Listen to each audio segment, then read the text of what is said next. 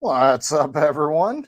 Oh man, it's actually really nice. Like after this stream not getting going like 2 weeks ago, I have like these panicky moments where it's like, is it gonna go? Is it not? Is it gonna go? And so I'm kind of watching it, and I still love that intro. I didn't do anything with that. That was all Todd, by the way, because of course. All right, so welcome, welcome, welcome. I got a few people here already. Hey, Eric. The final countdown, yes indeed. Yeah, I really do enjoy that intro. um it was Todd and me doing things, and it was basically Todd putting it together and then me doing things. Yes, oh man, hope the live stream lives up to the epic pre-stream music. I know, right? Exactly. I have a substitute Falcon here, so we'll see how this goes. Evening, Dawn. Welcome. And hey, Chase, how's it going? For everybody else, we'll kind of wait to see, kind of get going. Take a look, see what we have so far. Kind of review this model. This is not something that I've really shown on screen. So I guess we kind of start there. First up, I'm a little concerned about my microphone. It was being a little bit weird. So if I do cut out at all, please like say something in the comments, please. Like just first up. But this model, let's go ahead and switch over to this camera. Is it going to do it? My everything is just not there. It is. It's just running a little slow today. But this is the MPC Millennium Falcon. I wish I could say I did this amazing paint job on it. This was Todd. So, a little story about this Falcon. This Falcon was the model that was used at the airbrushing class at Wonderfest. So, I wound up getting to sit in for Steve. We miss you, Steve. As he was not feeling well, which is a little bit of a prelude, I guess, to what unfortunately happened a week later. But he wasn't feeling well, and so I was able to step in and build his model. And while I was building Steve's model, Todd was building this one. And this is all Todd's work. Like Todd says, like he'll probably be here to help produce here in a little bit, but Todd says he's not really great at these things, and I think he believes that. But just look at this paint job, like freaking amazing. Like we were basically, him and I were trying. We stopped listening to the instructor about the class went from like 9 a.m. until 4, so it was like a 7-hour class. And by about 1 o'clock, when we came back from lunch, we had stopped paying attention. So yeah, Todd and I were just kind of like trying to get as much of this model built as possible. I wound up actually painting the entire top. Todd just kind of focused around the outside. And so I wound up taking this model home, and I decided one day I just kind of wanted to build it, and so I did. um, but I didn't finish it, and it's just kind of sitting up there. It's been lit. I'll show you guys the engines here in a second. It's been lit up as far as we're going to go. I do have the Paragraphics cockpit mod, which we're going to be trying to work through here and using whatever photo etch we can. I'm going to take a look, see what we got. But this model might be a good substitute for streams and stuff like that, as this will be my paint mule going forward. When it comes to so I'm building 2 Millennium Falcons right now. Obviously, we have the perfect grade as we saw on stream yesterday with Hobby Time Modelers, and I'm building, as you guys saw in the episode that released today. I am building the 43rd scale D'Agostini Millennium Falcon, and both of them are going to require an amazing paint job. And what better model to practice on than the Millennium Falcon? Because I don't have the two 72nd scale Millennium Falcons. I don't know what this is, or what that is. I just don't know. There's lots of Falcons around this place. It's like it's a Falcon house or something like that. So yeah, building a lot of Falcons. And this one is going to be a perfect paint mule for me to practice some techniques. Is for as great as a paint job as this one is that Todd did, I am going to wipe that out and start over again. But before we do that, I need to go ahead and finish the assembly on it. So we'll take a look real fast. Let me go ahead and catch up on some comments real fast. Yeah, so that was actually, wow. I hit a wrong button there. Sorry about that, guys. Apparently, my mouse fell asleep and went ahead and, yeah, I clicked the stop virtual camera thing. So I actually met Dawn in the hallway right before I stepped in to take over for Steve. And yeah, so it was Steve, Katrina, Ian, Todd, and I. We were all in that room and painting, and we just kind of occupied. Hobby Time Modelers basically occupied one half of that room. It was a lot of fun. The class itself, the guy who taught the class, is an amazing modeler. Did some amazing work. He had some of like 3 or 4 models inside the main presentation room, or I guess it would be the second vendor room. So did some amazing work, but he wasn't the greatest at teaching, and it was really just like more color theory than actually like painting the model with an airbrush. So yeah. Perfect. Sound is good. Video's good. Awesome. Video's good now that it's back. Appreciate that. And then Dash came through for me. Yes, indeed. So last week on stream, I can't remember if it was on the Perfect Grade stream or if it was on Dockyards last week, but basically I was just kind of lamenting that like stage 32 for the Falcon has been out of stock for a little while, and I'll show you guys what that looked like. If you guys haven't seen the episode, I'll bring that up here in a second. But it had been out of stock for a little while, and without that one particular frame piece, I was basically stalled on my model, and yet I'm up through stage 53 on all the packages that I've received. And so I was like exploring the idea of buying just a replacement pack from eBay, and that wound up being stupid expensive. And Dash is currently building the Falcon, but is much further behind than me and is like building like 15 other part works. And so he's like, hey man, I'll send that to you, just pay for shipping, and then when you get the new stage 32, just send it back. So Dash came through, so I guess I go ahead and show that to you real quick. This thing is large and in charge, as I said on episode last night, but I'm gonna have to move this out of the way real fast. Here is the frame. So just for size comparison's sake, this is the lower frame for the 43rd scale Millennium Falcon. This is the 72nd scale Millennium Falcon. Fits inside the frame. Like we'd actually probably be able to fit this entire model inside of the model It's like one of those Russian dolls that have the dolls inside. What are they called? Let me know. But yeah, so the missing frame piece that I was missing was this particular frame piece right here. And the reason I needed it was because the assembly that I assembled in the last episode of the Falcon, um, we created this sub assembly with the motorized, um, oh, what do you call it? With the motorized ramp. And in order to get it connected up, I needed to be able to connect up right here. And so I was kind of stopped, and I'm just like, damn it. So, yeah, this thing is gigantic. I found out that we're going to be we created like this whole plastic base for it. We're going to be creating a second one. We're going to be having to deal with like two 24 by 36 halves of a model. I don't have that much space. So, I'm not worried about it at all. So, yeah, so I'm building a lot of Falcons, needless to say. And for someone who's more of a Star Trek fan than a Star Wars fan, uh, I should do the perfect grade versus the fan home. Okay, I can do that as well. Now, the perfect grade and the MPC are both 72nd scale. So I was planning on doing a bit of a comparison, so I'll go ahead and do that though. That's actually a pretty cool idea.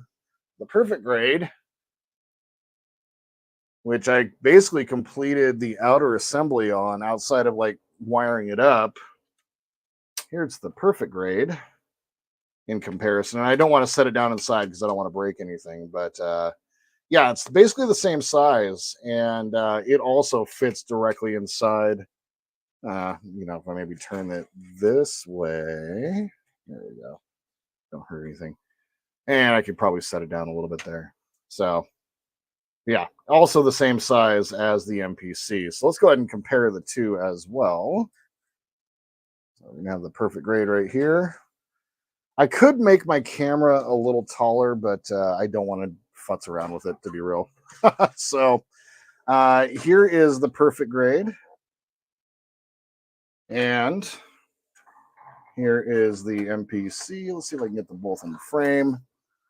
They're both based on the same model. I can tell you what, the perfect grade, if you believe it, is really nice, and this one is so.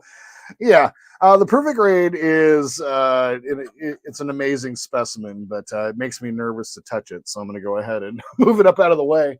When I'm finished building the perfect grade, it is going into a glass case. I don't want to dust it. I don't want to touch it. I don't want to look at. Well, I want to look at it, but that's about it. What I've done for this may blow out in here. What I've done is I've completely light blocked the inside, and then I have the light blue cob just lighting up the engines. I basically did the same thing we did on the perfect grade. We have the headlights coming out the front, and then we have the two inner headlights coming through in the center here. Both of these are just run off of a single LED with fiber optics running. That's really all the lighting I'm planning on doing, but I'm not going to cinch it up until we take a look at the paragraphic set for the cockpit. If it does have some lighting, we're going to go ahead and basically, what do you want to call it? If it does have some lighting elements to it, we're going to go ahead and just patch into our wiring. Focus up. Come on, focus. Stupid camera. There we go. But we're going to be basically like I can run some power out to it, but then I do really want to go ahead and finish the assembly on it. And so let's see if I can go ahead and show the engine. So there's the engine all lit up. And this is just with, like I said, a light blue cob LED. And then let's go ahead and go over to the front camera. It's going to switch over. There we are. And then you can see both of the headlights in there. So also as well, that's kind of the new display that I have for the piece that Gary gave me last week. I've kind of rearranged my workbench just a little bit. So yeah. So that's what I've done for the lighting. What I have left, however, I'm going to switch over. There we go. What I have left to assemble is basically we need to do both of the docking ports, both of the docking sides right up there on both sides need to be taken care of. Um, and then the cockpit. And that's pretty much well it. And all of the parts are right here that are remaining that we need to use. I can go ahead and do all of the assembly except for the cockpit if I want, because if I'm going to do the paragraphic set, it might take a little bit more time. And I'm more interested in right now getting this model disassembled, buttoned up, because it's kind of fragile and it sits right below the perfect grade Falcon on a shelf. And I want to have it actually sitting up. And I don't do that because I'm a little worried about, things kind of falling apart. So, yeah, let's go ahead and get started. I'm going to go ahead and plug this. I also have it wired up for USB, which was interesting. I thought it was going to be a lot more difficult. This was just the Cobb LED USB that it came with, and I went ahead and just wired it all up together. I've actually picked up a set of USB connectors as well, and I'm going to be basically doing most of my models through USB if I can. I like 5 volts as my power. I'd like to keep it there. That doesn't get too warm. So, yeah. I am drinking some iced coffee tonight. So before we get going, what is everybody drinking? And is everybody building something tonight? Are we building? Are we hanging out and just watching me? Am I just a voice in the background while you're working? Let me know what you're doing. I'm super curious. It's one of the things that I always mean to ask on stream, but usually I'm fairly distracted. But now at this point, I've been streaming quite a bit over the last little bit. I think this is like my 5th or 6th week in a row now. And so it's going to kind of be the way we're going to go going forward. But now that I'm just a little bit more comfortable, I'm kind of like, hey, what are you guys doing? You're hanging out with me. I could hang out with you. I mean, hey, right? So I'm going to go ahead and pull my QR code off the screen. And let's go ahead and first up, take a look at the paragraphic set. All of this is courtesy of Todd, actually.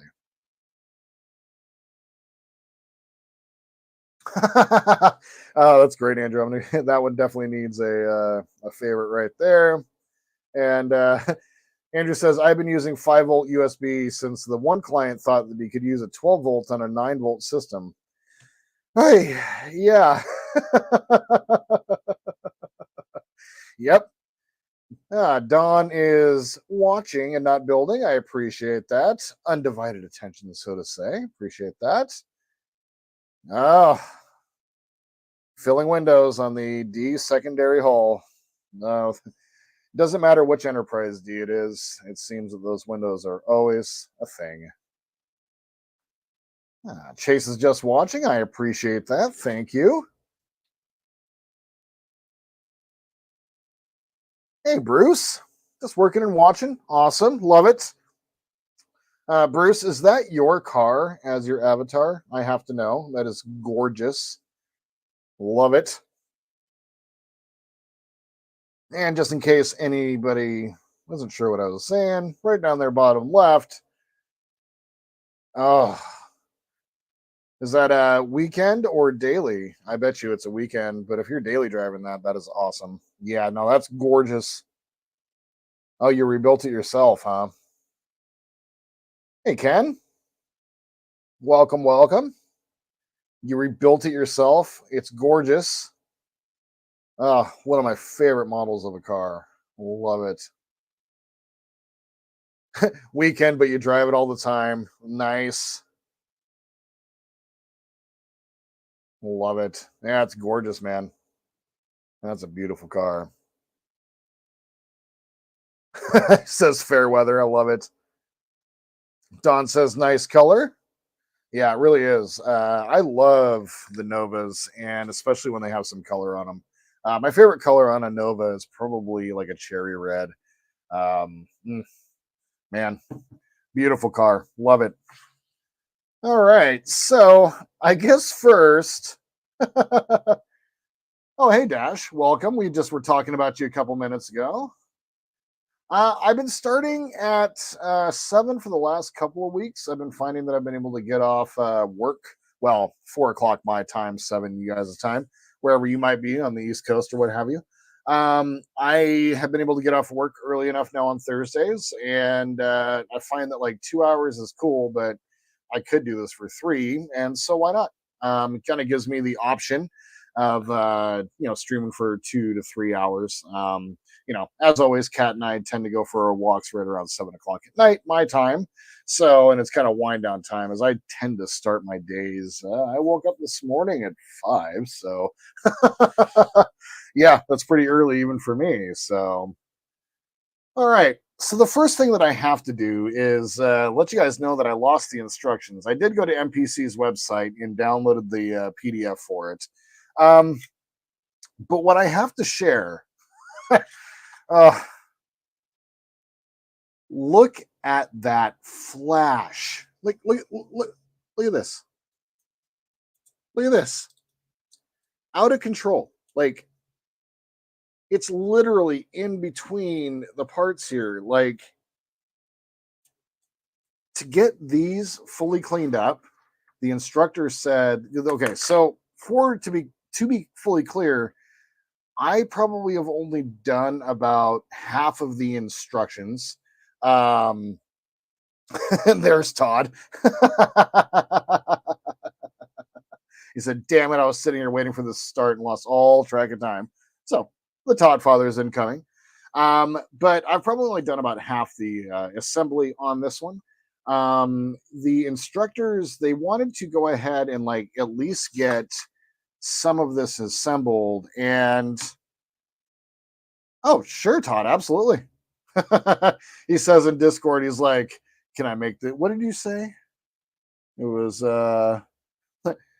should I join Jordan and make him lose it today? Todd says. But yeah, they said that they wanted to put together at least part of the model.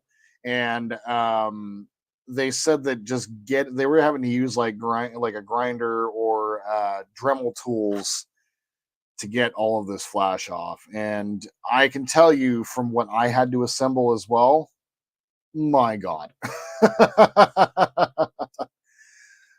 Maybe they were cheap and that's why they have these models. I mean, I think it was probably like 12. Well, Todd could probably answer the question, actually. When he gets in, go ahead and add him to the stage. Hey, Todd. Well, hey, what's up? Hello, everybody. How many people were in the class for this? Like probably 12? I think they had 12 seats. Yeah. So, I mean, Dash, it could be, they call it the Millennium Flash. Flash. Yeah. That's for Ken. That is for Ken, 100%. And like, it's amazing. Just simply amazing at how much is on here. But they were lamenting that it took them a minute to actually put this together and get everything together properly. So yeah, just wanted to share that. We don't have too much to deal with. Let's take a look at the cockpit mod from Todd.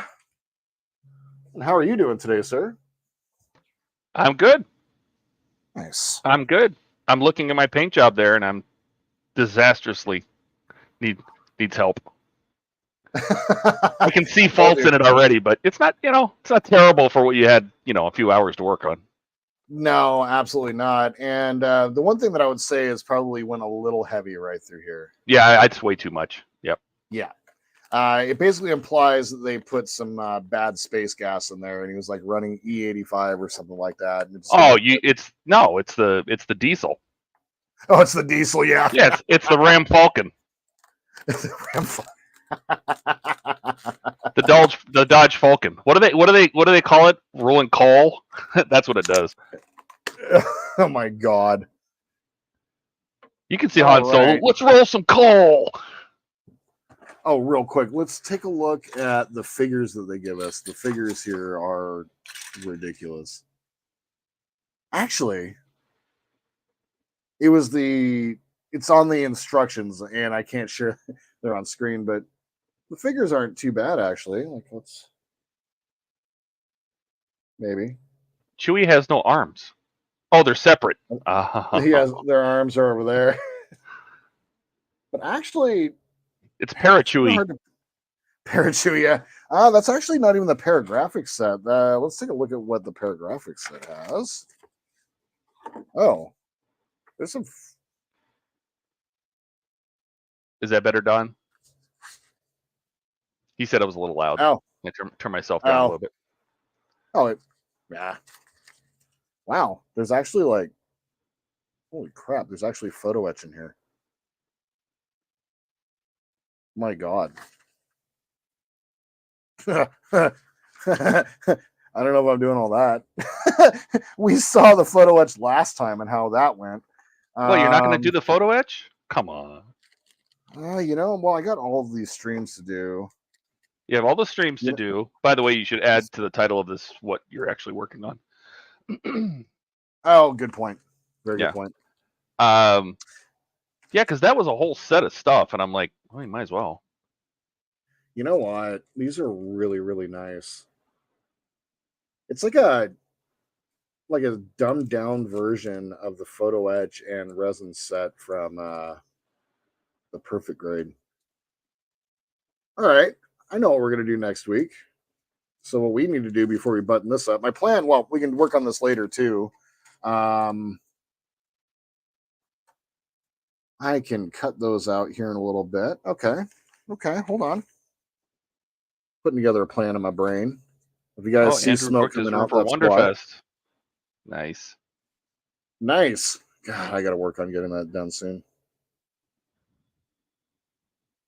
I really want to stay at the hotel this year. It was good staying like somewhere cheap, but just not having access to everything that I wanted sucked.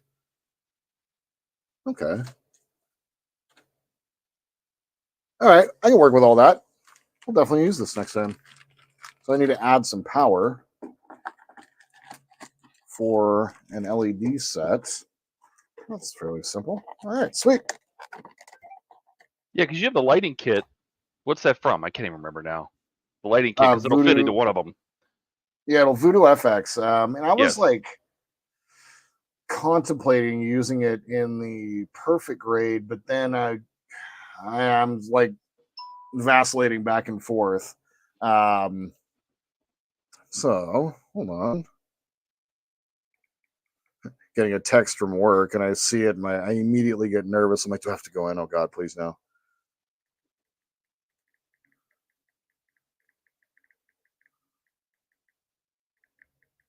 All right. The lovely part of being a restaurant GM is the the always ever present, am I going to have to go into work or not? So the minute you see the text, you're like, oh no. I literally, it has its own sound, and yeah, he keeps saying it's my kitchen manager texting me, and it's just like, oh my God. Don says, nice, I booked right next door. Yeah, so you can bother us. You don't bother us, Don. Not at all. Who are we? We're not the Kardashians. No, man, as long yeah, come on, please. Okay. So I had to download the instructions because for whatever reason I somehow misplaced them. So first up, let's go ahead and tap into our power supply here. Now what I've done is just for you, Todd, I went ahead and took the pail. I'll go ahead and light it up real quick. Show you what it looks like. Something just fell off the model. I'm not quite sure what it was. Where'd you go? Andrew says he had to call and book since the link on the Wonderfest website wasn't working. I heard that. I heard that like a month ago it wasn't working. They still haven't fixed it. Right. Jesus. All right. So here is the light blue Cobb. Yeah. For engine. And then I have just my headlights, both sets of headlights hooked up, and that's it. And what that looks like on the rear end is that. Actually looks really, really good. And I'll switch over to front camera. And you can see the headlights done with the fiber optics. And this definitely needs to be sealed up because it looks a little floppy at certain points. So it needs some help. Yeah, just a little bit of a review of what I've done for lighting. Maybe we're going to switch cameras. I'm having there we are. I'm having technical difficulties today, as usual. So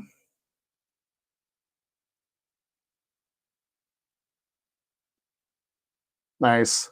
Don says, I enjoyed being around you guys. Wish I had went sooner. Yeah, you got a better deal with Marriott. Yeah. Yeah, I mean, nice. Staying at the hotel is a convenience thing. It doesn't necessarily the best price thing.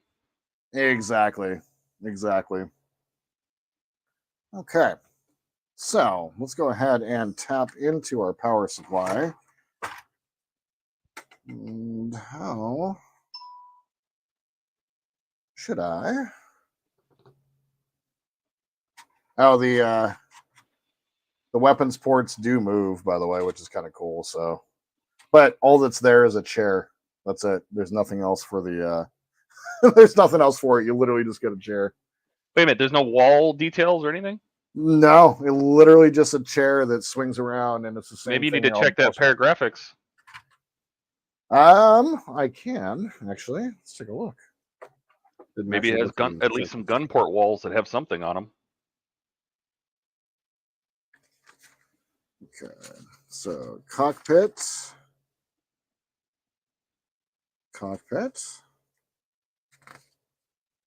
engine grills, landing gear baffles, cockpit tube grill, and decals. Nope. Oh, all right. That's fine. I'm beginning to wonder how much we're actually going to see those details inside of the perfect grid. Yeah, here's like literally that's how that works, and it's just a chair. So if you look at it from underneath the gun, that's what it looks like. MPC. Round 2 and a different name. All right, let's go ahead and fire up our purely shocked looking soldering iron. It's like, what have you just stuck in my face? I mean, you've only stuck a red hot poker in his nose. That's very true. All right, so how should I tap into the power supply? Let's see. Probably just splice into the positive and negative and run a wire out. What are you trying to light up? I'm just going to run, what I want to do is light up the cockpit. So I want to just tap into, like I wasn't planning on doing any more power lighting for this. And so I just want to tap into the power supply in and run just a wire. For so just like one LED or multiple? One LED. Oh, you know what I would do? I would test your soldering skills and solder right onto the end of that COB strip. There's terminals there. It's 5 volts coming out the other side. Oh. How good are you? We're about to find out, aren't we? Mm-hmm. Oh, man. Terminals are on the back side underneath the adhesive. I see it. It's just an option. It's just an option. You don't have to do that. Obviously, you can cut your wires and tap it in. But that's actually, there's something really there to that, though. And I can actually just remove this cob. Pull it out of the way. Just remove it enough. You don't pull the whole thing off. Yeah. I'm just going to pull it off about that much. And just make sure you peel back some of that adhesive. Trying to solder through the adhesive doesn't work well. Yeah, I found that out on I have some white cobs, and I was trying to get through silicone, and that was a nightmare. Yeah, no, it's tough. Don says, isn't there a big difference in price between the MPC versus the Bandai? And Ken says, yes, there's a big difference. Yes, it's a very big difference. I think this kit's about $60 or $70, right? Yeah, on a good day. Like on a Yeah. bad day, like on a bad day it's 70, on a good day it's 40, 50. Yeah, and the Bandai is about 400. Yep. So and it's not available anymore.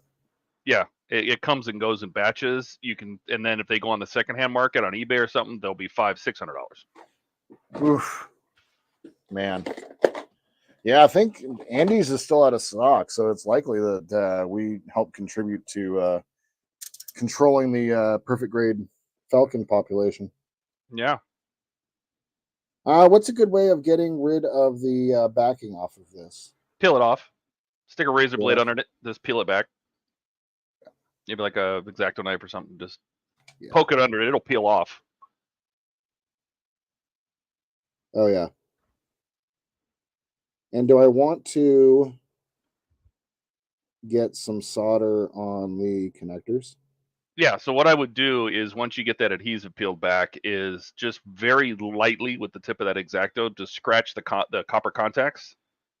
Okay. Just scratch them to clean them up a little bit, just so there's no residue on it. And then yes, I would pre-tin them. Put 2 little drops of solder on them. If you have flux, I would put flux on it. Put flux on it? Okay. Mm-hmm. This will be my first time using flux. What the flux? Taking so long? You know, I've only just started lighting my models. Andrew says, and I'll even throw it up here because, you know, you're just picking at things. Staying at the plaza is helpful for me from a content creation standpoint, so it's worth the extra cost. Might be bringing the production assistant again. There you go. And you also Nice. made to talk to in the Tesla drive down. Exactly. Yeah, I'm definitely going to be bringing a little bit of. I'll bring my laptop that can do some video production. I want to be able to produce a couple videos while I'm there. You know, I took a bunch of video with my GoPro and never used it. Same. I had this whole plan to ask you guys a bunch of questions and put it over the top of the video, and that never happened. Mm-hmm. I was going to ask a bunch of stupid, retarded questions. Oh, don't say that, Jordan. Not nice. R word. Weird. Oh. R word, yeah.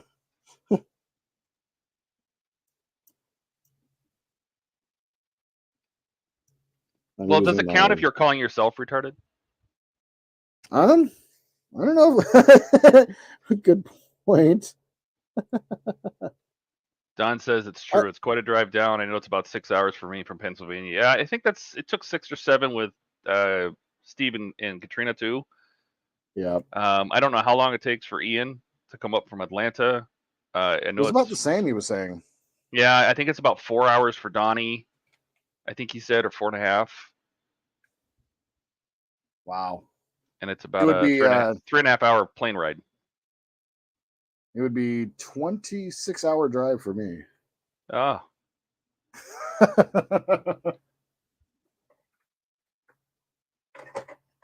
But I have quickly dismissed any thoughts of driving. Yeah, I don't want to just fly right to Louisville. Take the shuttle over. That's it. I'm done.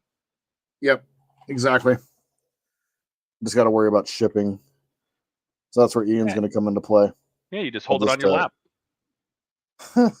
Good point. It's a baby. Yeah. Andrew says about 13 hours for him, give or take. He had to stop a lot to recharge, though. Don says not all of us live on the West Coast. Yeah, apparently it's just me and Jordan. Yeah, literally. Yeah. Michael Mitchell says, nice thing about this year's Wonderfest was learning the 172 Polar Lights TIE Bomber will be around 2025. Nice. I'll even put that up here on the screen here. That'll be fun for some people, for sure. Oh, yeah. TIE Bomber is like one of my favorite designs. Okay. Got the flux on there. Flux Andrew capacitor. says, didn't have to stop any more than we would have to for washrooms and coffee. That's a lot of coffee and going pee. I'm just giving Andrew a hard time. Okay. All right, here it goes. Hold on. I better put in my my helping eyes, as I like to call them. Yeah, you should zoom in so we can watch this. It's as close as we get. That's all right. All Better right. than it was. Michael Mitchell says, can't wait for the USS Cerritos either. As a lot of people I know would love to build that. Yep, I actually have it on pre-order through Cult TV, man. Oh, excellent. Andrew says, I'm thinking these Ds, he's talking about his 650 Helios, I believe. Should be done just before Wonderfest. Thinking about getting client permission to bring one. If I do, it might be worth getting a table. We shall see. Does Helios, does he ever do a table? Because I would think that would be a great thing to put on his table and save you the expense. Otherwise, I don't know. I think you will have more fun going around and seeing everything and talking to people and not being trapped at your table again. And Dash says, you know how Vader likes his toast? Oh boy. Oh God. Here it comes. A little on the dark side. Oh man. Wah, wah.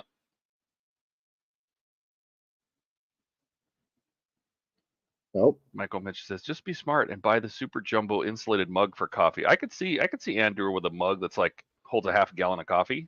Why not? What am I? Okay. Did you use Flux? Watch. I did. There's Flux on it.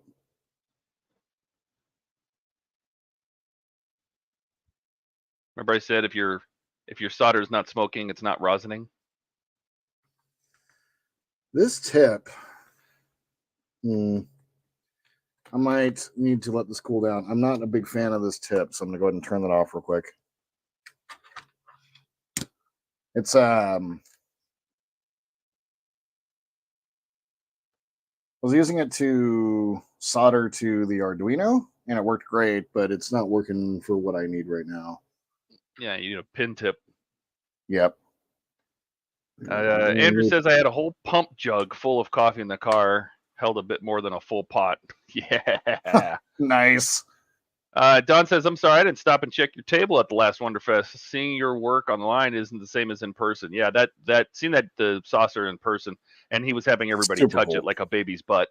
But yep, he's like, feel how smooth it is. Yep, Bruce is correct. You might want to use a different tip. Yes. That flat angle tip is for a different purpose. Don says, Andrew, of course, and Dash says, bad dad jokes, you know. Yeah. Oh, yeah.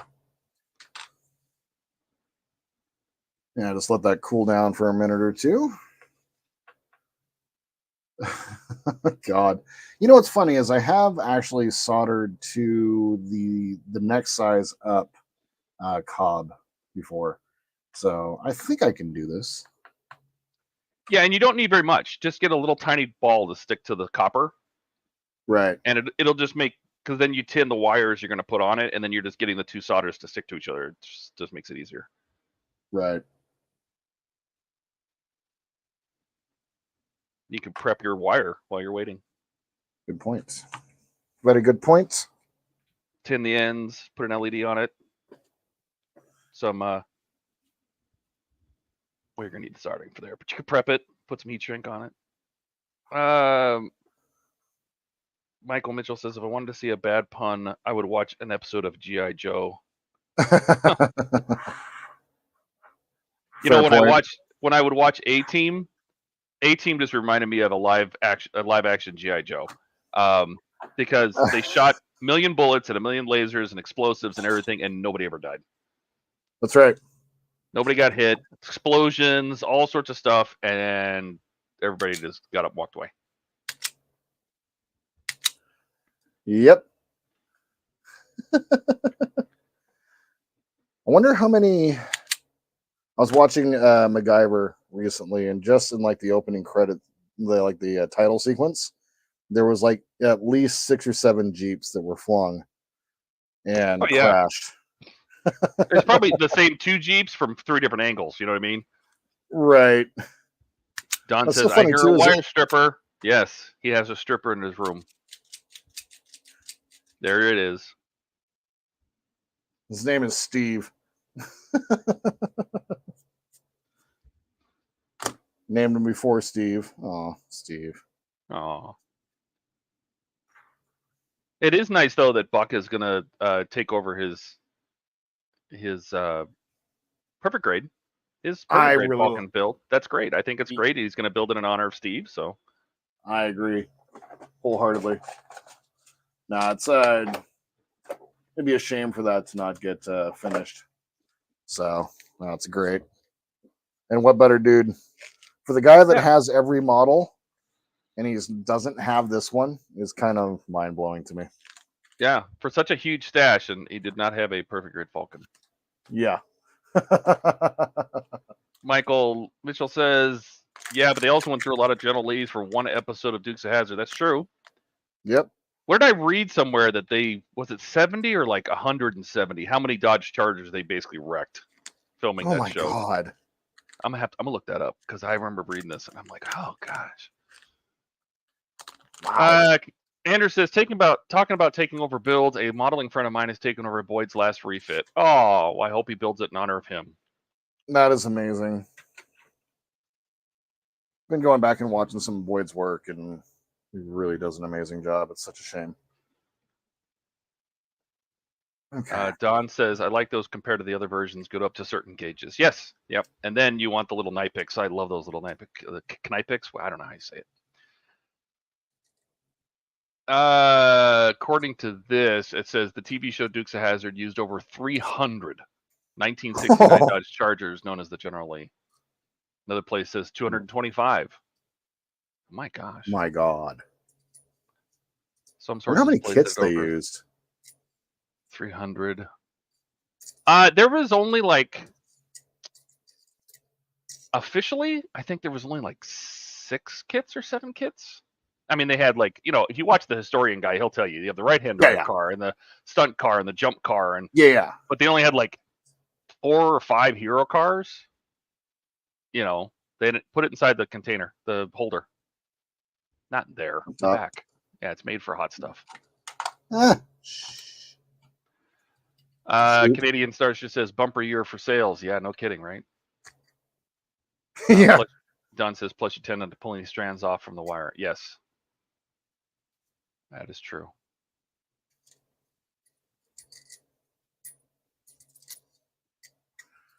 This is stupid hot, so I know that I should just be using pliers, but it takes a second longer. Yeah, I'm getting all sorts of numbers, but most estimates place it around 300 Dodge Chargers. Wow. That's a lot. And how many seasons did they have? 5 or 6, I want to say. Went from 79 to 85.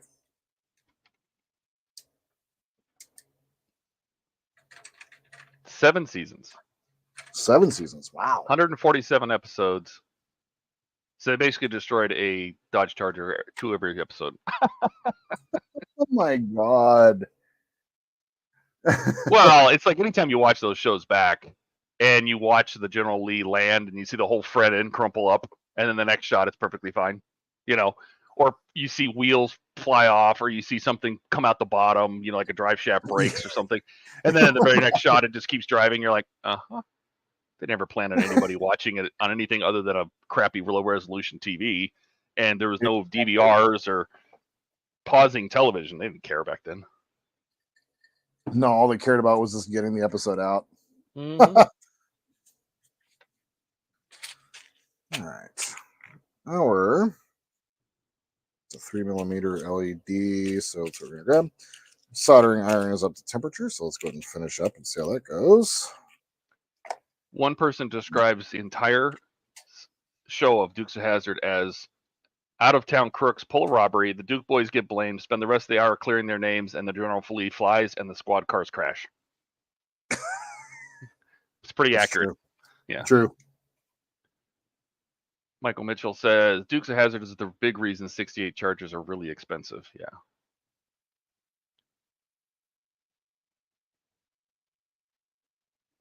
Plus now they will basically take anything left in scrapyards and rebuild them. Yeah, I mean, there was a scrapyard for these, and I know that they ended up somewhere, but now people find them and just rebuild them from nothing, Yeah. Michael says what I hated was being the remote control dude to having to dial the television. Yeah, I don't know how many times that happened to me. Get up, change the channels. I'm like, oh, I was the remote control. Walk over to the television, turn the knob. Oh my God.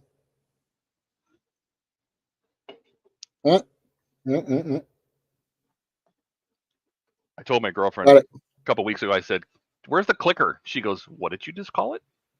That just took me back. Yeah. I'm like, because it I clicked. remember, we had an old Mitsubishi, 3-color RGB television they were so excited about, console television, the big wooden box. Yep. And it had a remote control that literally clicked. You could hear it. It had a button. You push the button and it would click and change the channels one at a time. Oh my God. A whole 3 channels, yes, with the rabbit ears with tinfoil on them.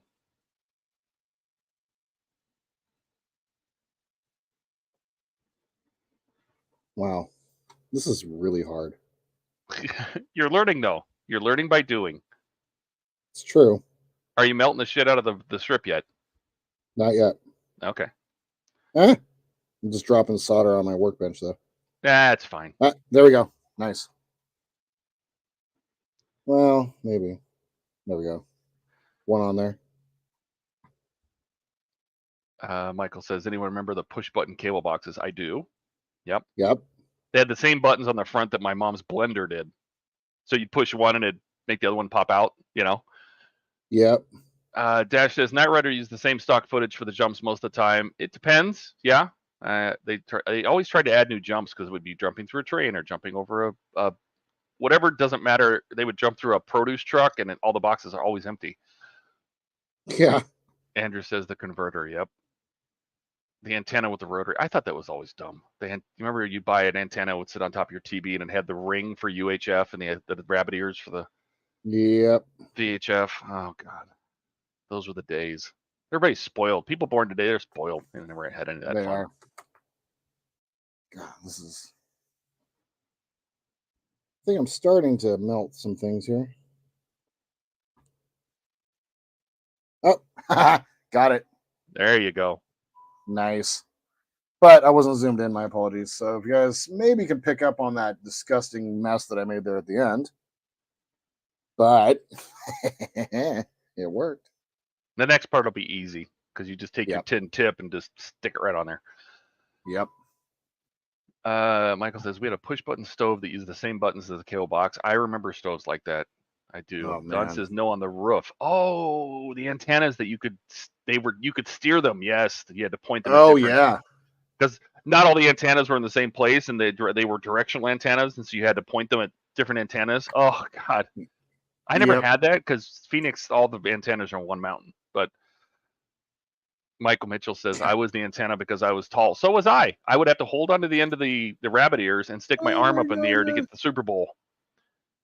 Oh my God. Don says, is it shiny? I think he's talking about it. Your Is. solder. It is. Yep. Yeah. And I know that's important. So yeah. A dull solder is typically a cold solder. So right. Yep. Some things I have learned, thankfully. Not a complete like. Would it be impossible for you to move what you're working on farther away from you? Just so it's centered more in the camera. There you go. That's perfect. Yeah. Dash says mine was a boob tube that you had to spin the damn UHF channels and dial in just right, like cracking a safe. You're absolutely right. Yep. Now cut that wire down. Now that you tinned it, cut it down to a short little piece of wire. It'll make your life easier. Yeah. Oh, for the connection point. Yep. I always tin it and then I'll trim it down. That way, the wires don't come apart because it's tinned. Right. Shorter than that? Make it about the same length as a connector. That way your insulation will go right up to it. You don't have to worry about a short across the 2 wires. Don't worry about it's going to melt some of the insulation back anyway. So don't worry about that. Right. Negative is on the right side. I wish you had the Omnis. I'm sorry. No, you're sorry for. I not sent having him this- some. I sent Jordan OmniFixos, but they were out of stock, and it's on back order, and it was supposed to go out July, August, and now they're thinking September. So Yeah. the Swedes are slacking. Yeah, it's that 4-day work week.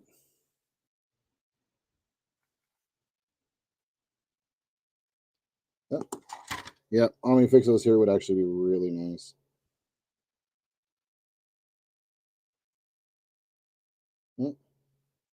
It's those big crab claws you have. Yeah.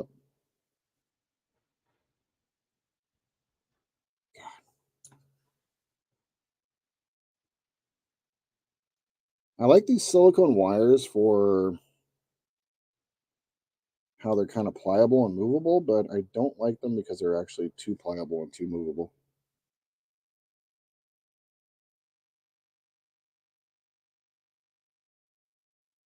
Dude.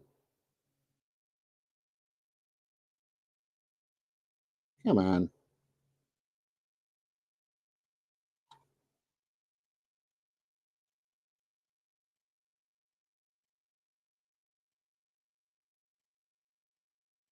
Melt.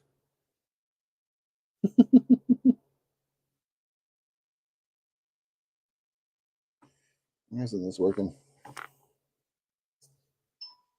Oh.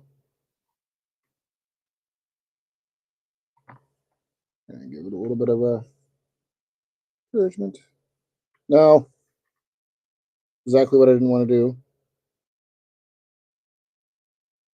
I went to the eye doctor yesterday, by the way.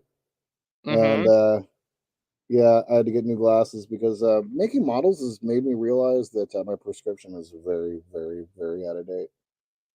I just got mine updated just recently.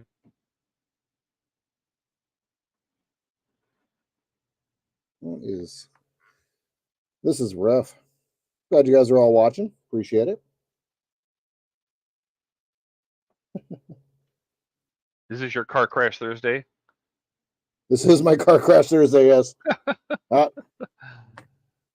Andrew says, I get nervous sometimes watching guys wire stuff up and not add, in my opinion, sufficient insulation. Then you see a video down the road from them where their lights are shorting out. Yes. Yep. Oof. Nice big splat of. Is that solder that it's splatted? Yep. It is. Nice. Yeah. This is going real well. Ken says, oh, they were talking about the UHF movie. Oh, great movie. Yeah. Bad timing on its release. Andrew says he needs to update his prescription. That's what I did with my because I basically have bifocals, but I did it on purpose, right? So I have a set of computer glasses that I will use when I'm sitting at my desk, and I had the bottom part for close-ups because I use those when I'm at the modeling desk too, because the distance of my monitor that I watch the stream on is about the same, and so I had them update the bifocal part so I could work on pieces really close and see the detail. Because before it was about half my arm's length, and I wanted to get closer, so he kind of made it stronger or weaker. I don't know, something. Don says heat shrink is your friend. Yeah, these contacts are so close together that you really can't heat shrink them. That's why I told him to shorten the lead. I mean, that whole piece is less than 3 millimeters across, so the contacts are very, very close to each other. You just have to be very careful and try to get as much of the insulation up to the cob strip as you can. Okay. I actually got that one on there. Nice. Okay. Let's see. That would probably be because they use insufficient resistors. That's what he says. Michael was responding to Andrew.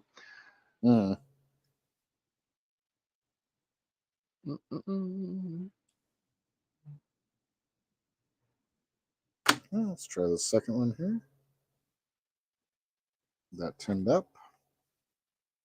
Don says it is hard to see. Yeah, his camera is pretty high up on his desk, and that's as close as it'll zoom.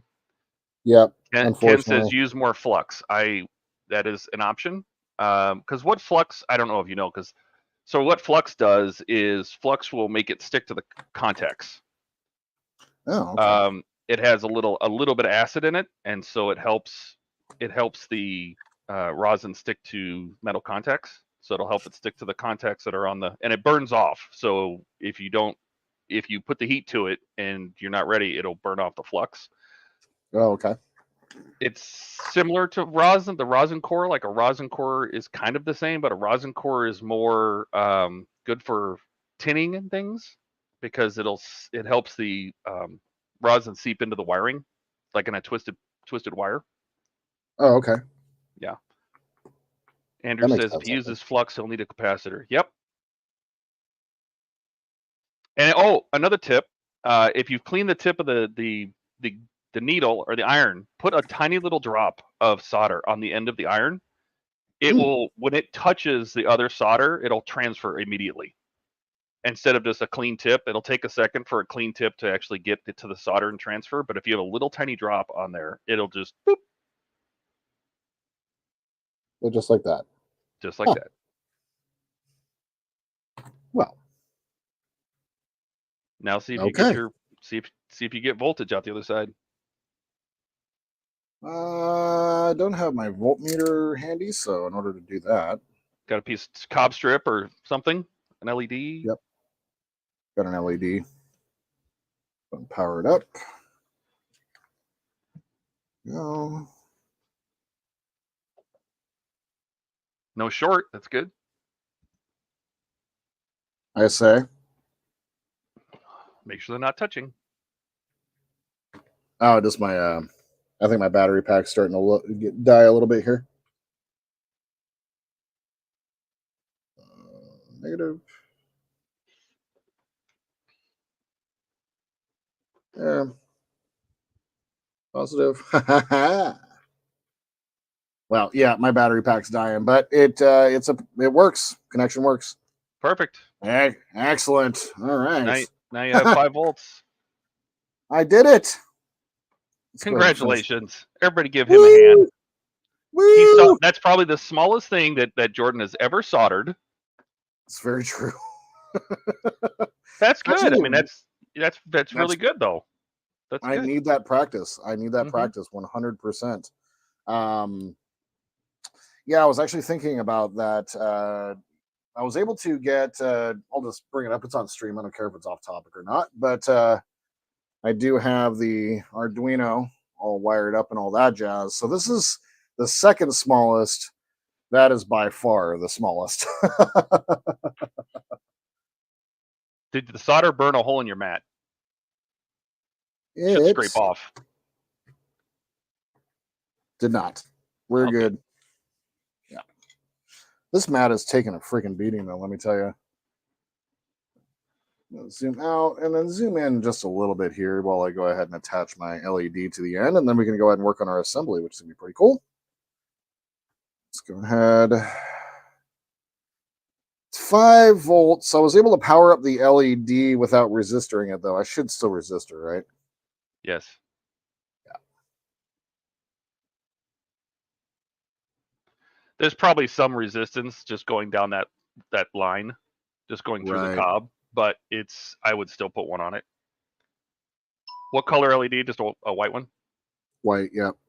Yeah, start with like a 150. If it's too dim, we can go down to like 100. Actually, I use 120s for these. Oh, well, there you go. Yep. So that's what I found. I was taking notes last night when you guys were talking about it, and I'm like, oh, let me take a look at the resistors that I use, because I still like the values and stuff like that. I still don't quite understand yet, but now I'm starting to like get it, actually. Oh, you can cheat. DigiKey has a resistance calculator online. I have it. I was like, how do I calculate resistor values? And it also has a resistor, what do you call it? A resistor code. Like it'll read the colors on the side of the resistor and tell you what value it is. Oh, that's cheating. Which is, yep. That's definitely cheating. Ken says, great job, Jordan. Thanks, Ken. As you guys watch me just completely struggle through that. That was awesome. Oop, I need to get some. The LED strips do have the resistors built in, but only for the LEDs, not for the line voltage it's passing to the pads. So he should get 5 volts out the other side, but it might come out and be 4.4 or something like that. And white, if that was a real LED, it would have probably popped it already. A white one is much more durable. Between, it's designed for 3, 3.5, 3, something like that. So, got it. I almost forgot to put my shrink wrap on. Don't forget Can't do that. Don't forget your wire, Jimmy. Wire, Jimmy. Oh, Jimmy, no.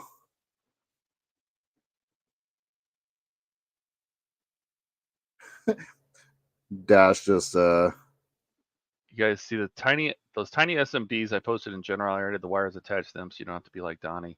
Yeah, there's a lot. I mean, you can buy tiny little 402s and tiny little LEDs with wires attached to them already. They're all over the place.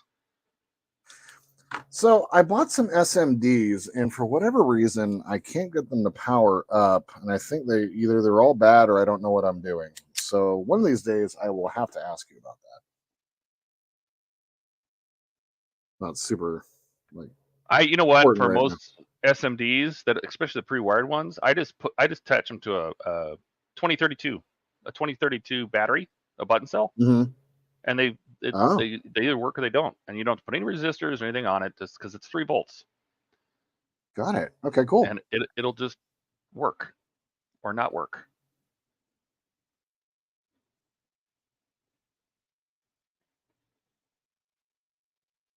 Yeah.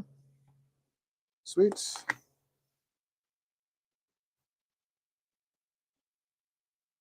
And get our negative hooked up, and then we can actually get on to doing some building. Dash says, is Jordan or you doing the Power Rangers Zords? The Megazord from Fan Home? No. I am not. No. No, I have no plans on doing that. I was a bit of a Power Rangers fan back in the day. When I was a kid, it was right. It was at my age. Like, that was my age. So it was after, after me. Yeah, Power Rangers was like popular when I was in 4th, 5th grade, somewhere in that neighborhood. And oh god, just totally destroyed that. There we are. And but outside of the Pink Ranger, I really don't care. So such a boy answer. Yep.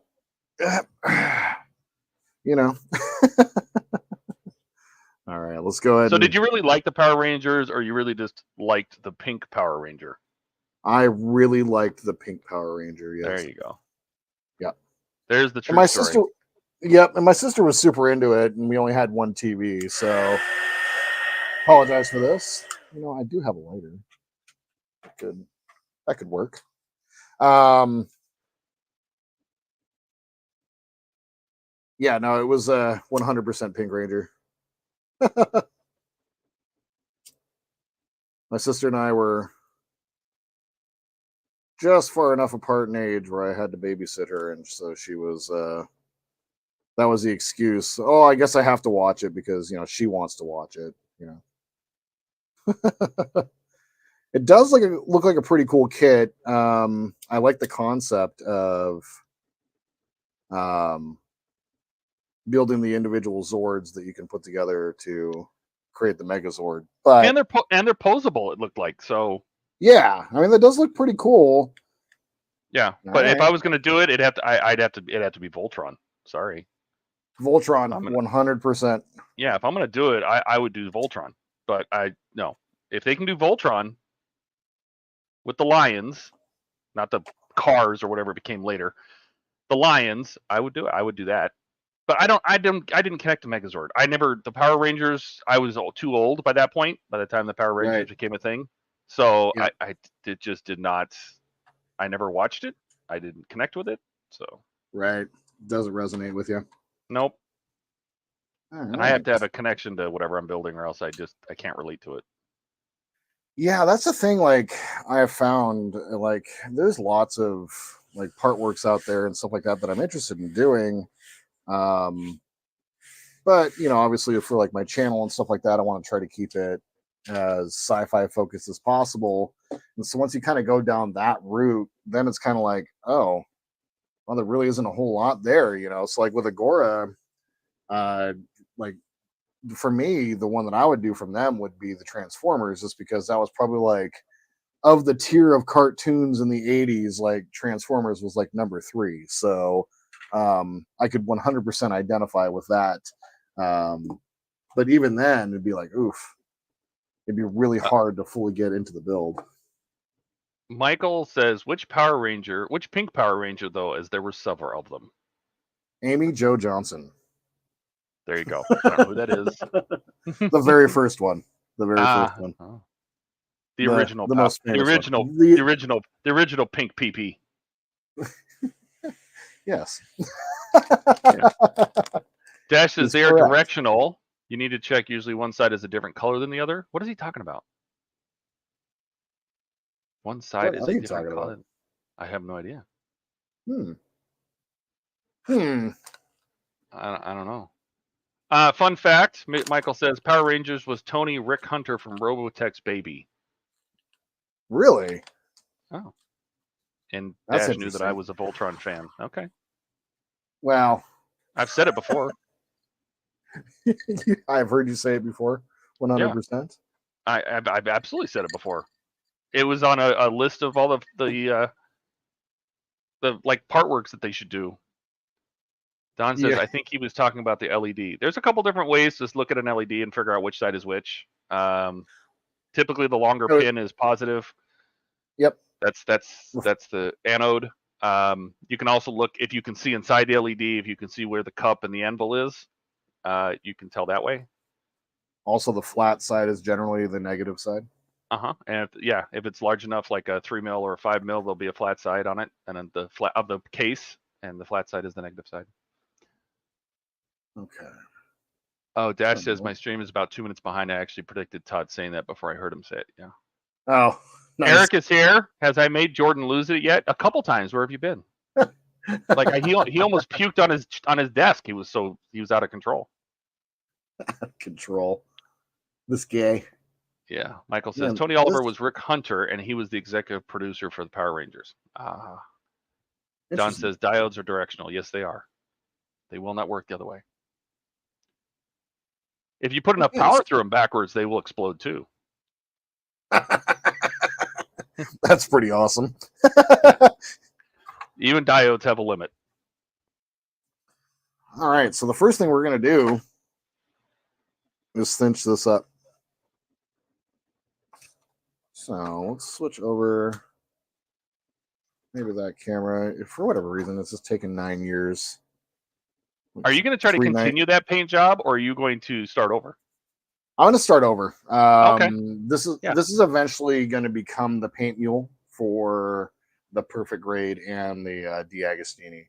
Totally makes sense. I want to use it for just the paint mule, right?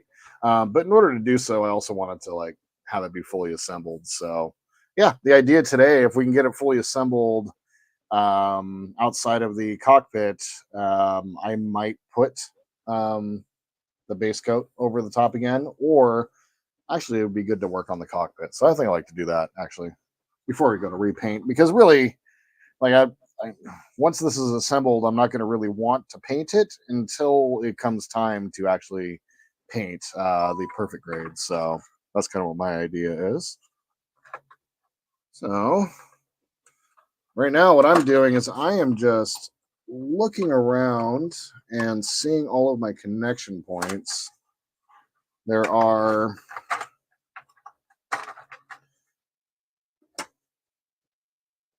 basically mounting lugs here that match up there, and then on the outsides. I had to cut off the rear mounting lug because I hated the way that the light looked going through there. You just saw post. So I went ahead and cut that off on both sides. So, what type of glue should I use? Should I use CA? I mean, That's probably more. Is that ABS or is it styrene? It's probably styrene. It's I mean, styrene. you can use thin. Yeah. Like the extra thin? Yeah. Or, Sure, why not? yeah, okay. I mean, I for me, I like using extra thin for its capillary action. But for you're going to be sealing up such a large area, I would honestly use, especially if you have some super glue gel. I don't know if you have some Loctite gel. I don't. It just I takes longer to set, so you have more time to work with it. I have this. Yeah, it's just that way you have more time to work with it because you have such a large area you're trying to seal up. Like if you can get that on the posts, down inside the holes of the post and get it together, and then use the extra thin around the edge to squeeze the rim. You can get it up. You can use the brush with the extra thin in there to seal up around the edge of it. But I wouldn't use it for the main attachment because it dries too quickly. That acetone dries too quick. It burns off so quickly. Exactly. Okay. So we'll use our CA what is brush. Dash sending me? This was for the small flat ones if you have service mounted. Yes, service mounted SMDs are different. Yes, they usually have a bar. Like they look like small batteries. So like a Duracell, the copper end is the positive. Everybody's always learned that, right? Right. The marked end is typically the positive on an SMD, but some of them are so tiny you can't tell. So. Let's see. Ken is playing trivia in chat, which I think is great. He says, "Who's saying she was born in the wagon of a traveling show?" I have no idea, but Don says Cher, Skull says Cher, and Ken says that is correct. And so it begins. I see. And so it begins. Yes, here it comes. I love it. No, I love it. Please. Michael says, I'm a Voltron fan too. Did you know that Voltron originally ended with the last episode of Go Lion? The episodes after that were created by the Go Lion studio exclusively for Voltron. I loved watching Voltron. I enjoyed that show. Next question from Ken. The craze for streaking gave a number 1 to which Ray? The craze for streaking gave a number 1 to which Ray? Yeah. Look out, Ethel! It was too late. I remember that song. Skull says Ray Stevens, and Ken says that is correct. Nice. Something cats in the cradle. Silver spoon. Little boy blue and the man on the moon. Jack and Jill went up the hill. Each with $1.25. That's Jill came down with $2.50. $2.50. Oh! Oh God! How come I remember that? Hickory Dice Clay, the old ADC, bro. That's right. Dice Clay. Oh, that's funny. Oh, wow. Blue. You needed the money. Oh God, that is so funny. That I remember that. The dirty nursery rhymes. Yep. All right, let's bust out some clamps. Don says, I'd hate that song, Jordan. You're welcome. Now it's probably stuck in his head and he really doesn't like you. It's stuck in my head now, too.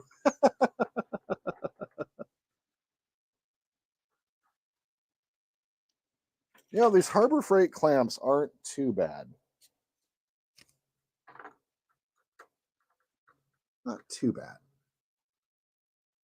They're not great, but they're not too bad. It doesn't hurt right here or here, but right here. Right here. Tommy like wingy.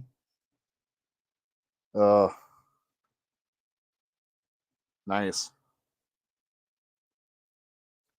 And the LED is popping out this little hole right here. Very nice. Michael says ADC, the only guy banned for life from Saturday Night Live. Yep. Yep. Next question from Ken. Whose hits from the 70s include Victoria and Ape Man? Victoria and Ape Man? No clue. Yeah, I don't know either. I feel like Ken is playing to the older crowd, and That's okay. Well, they were asking for it last week, so Yes. Yep. No, there's nothing wrong with it. They're just questions I'm not going to know. You know, That's right. Don says I'm not going to talk to you at Wonderfest, Jordan. Thanks for the earworm. You'll forget in the it by cradle then. and the silver spoon, little boy blue and the man on the moon. There you go. Keep it going. Dash says, you ever watch the newer Voltron on Netflix? I want to buy the Lego version of Voltron, even though it's been discontinued for a few years. I almost bought that. But again, I don't think it was the right kind, if I remember correctly. I did see it. It's an old one. It's the Kinks. I wouldn't have known that. The Kinks? But I know the band name. Really? But I know the band name, yeah. All right, so yes, it's retired. Oh, it's $180? Woof. Ooh. Andrew says, nah, that's not big enough. If I'm going to Nope. do it, it's going to be bigger than that. That the Lego Voltron's not big enough. How big Lego is it? ideas. Huh? How big is it? Oh, you can get it on Amazon. It was sold for $180. It's selling on Amazon for $540. Ooh. Wow. How big was it? Let's see. Building instructions, defend the universe, assemble your hero. It only stands 15 inches high. Yeah, see, that was too small. Oh. If it was a big one, I would have done it if it was a big one. My God. I'm having a Lego party on Saturday. The girlfriend Are and the you kids really? are coming over. Oh yeah, we're gonna build Legos all day. That's awesome, dude. Yep, we're gonna have pizza and some PlayStation or Xbox, and then just a Lego. I have so much Lego to build that I haven't because I have no place to put it.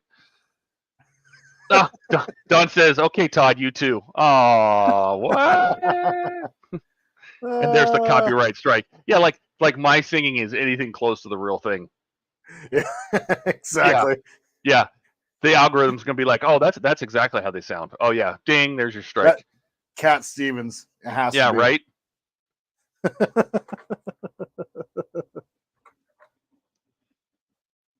I wish I had more clamps. Do I have more clamps? I think I have more clamps. I do. I got more clamps. I do. Of course you got more clamps. You have more clamps. I have more clamps. You have clamps. I have clamps.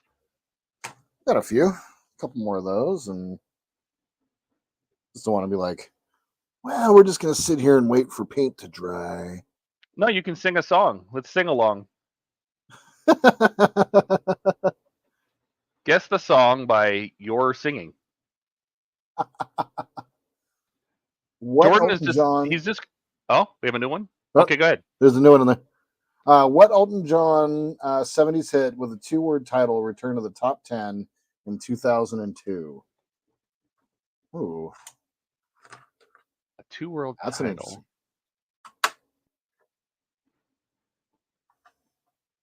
Don says, thanks. That leaves me Ian. You poor thing, Don. You're just going to have to hang out with Ian the whole time. I agree with Dash, Rocket Man. Or, hold on. Only because 2002 feels about the time. No, not Tiny Dancer. I think it's Rocket Man. And the reason I believe it's Rocket Man is because that feels about the time when Rocketeer, the movie, came out. Oh, yeah. That's and I could have swore they would have. I mean, who wouldn't use that song in that movie? I never saw it, but I feel like they would have used that song. Andrew says "Candle in the Wind" because that's definitely 4 words and not 2. Michael Mitchell says Ian is toxic. So's his urine with as much as he drinks. Yeah. Oh, Michael ruined it for me. He says Rocketeer was the 90s. Oh. Maybe Rocket Man was... No, that'd be too late. That Your song? Really? Oh, okay. I can't even think of what that song is right now. I'm sure I've heard it a million times, but... It's the Princess Diana song, I think. That was Candle in the Wind. Oh, that's right. I don't know what the hell. Because he changed the lyrics to be for her. That's right.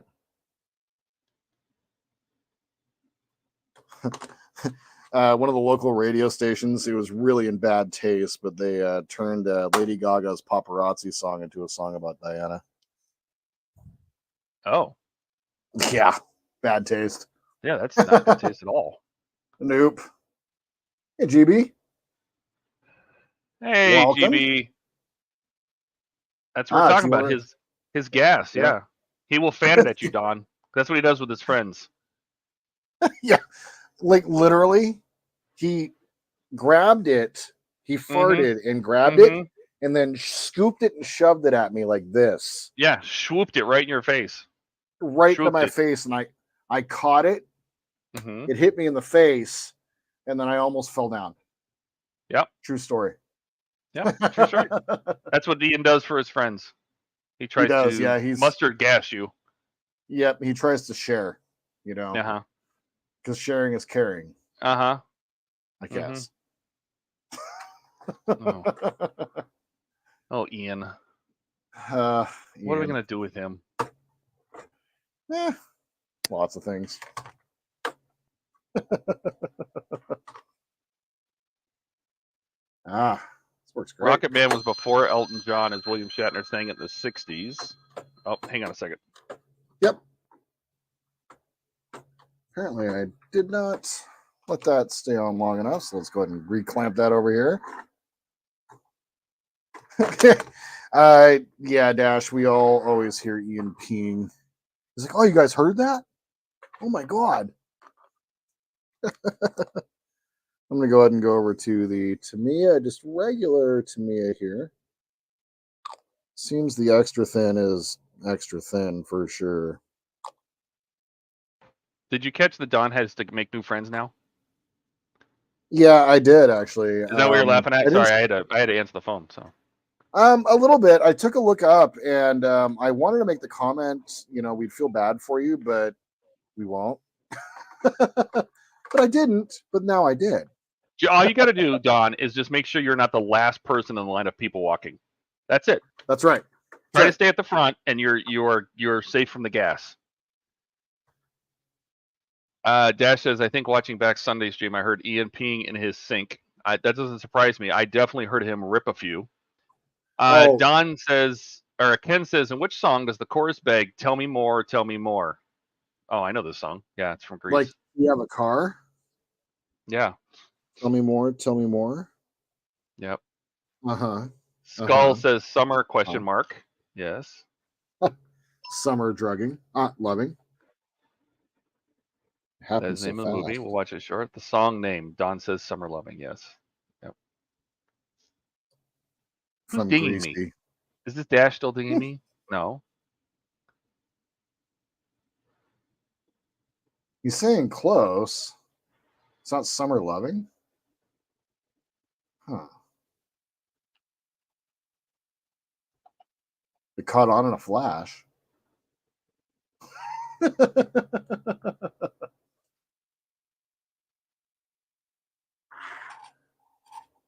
All right. While we're waiting for that to dry, let's go ahead and. I thought, I was going to say hot summer nights, Ken. You're correct. It's summer nights. Summer nights. Yeah. Let's go ahead and remove some of these parts and start taking care of this flash monster. See, if I had known that, if I had paid more attention, I could have set up my OBS to pick up, and I could have had a soundboard going and caught that for you. Man. That was great, Ken. That was fun to watch. Dude, it is insane the amount of flash that is on this crap. I'll have to do it for you. Yep. Like, it doesn't even have. The numbers aren't even stamped into the parts. I remember that, like, how I was having to figure it out. Like, some of them still have the stamp, but you can't even read it. So you just kind of have to infer what the parts are. And I was looking back at what is that website where you're able to track all the models and stuff like that? Scalemates? Scalemates, yes. This hasn't been repopped since the 70s. So, same kits, same everything. That sounds about right. What's funny, though, is like the Slave 1 was an MPC kit, although it's not a super old kit, but there was very little flash on that kit. And so I love it. I Uh, love it. this is Ken's fault. It is Ken's fault, It's 100%. 100%. I was going to say it. I'm trying to help Jordan out. 100%. Don says, please don't. What time was Gladys Knight's train leaving for Georgia? Oh. Skull says midnight. Eric says midnight. Don says midnight. I have no idea, but I'm going to have to say midnight. I'm going to have to say midnight, too. Yeah, I'm going with the crowd. I'm unoriginal. Confirmation bias. Let's go. Ah!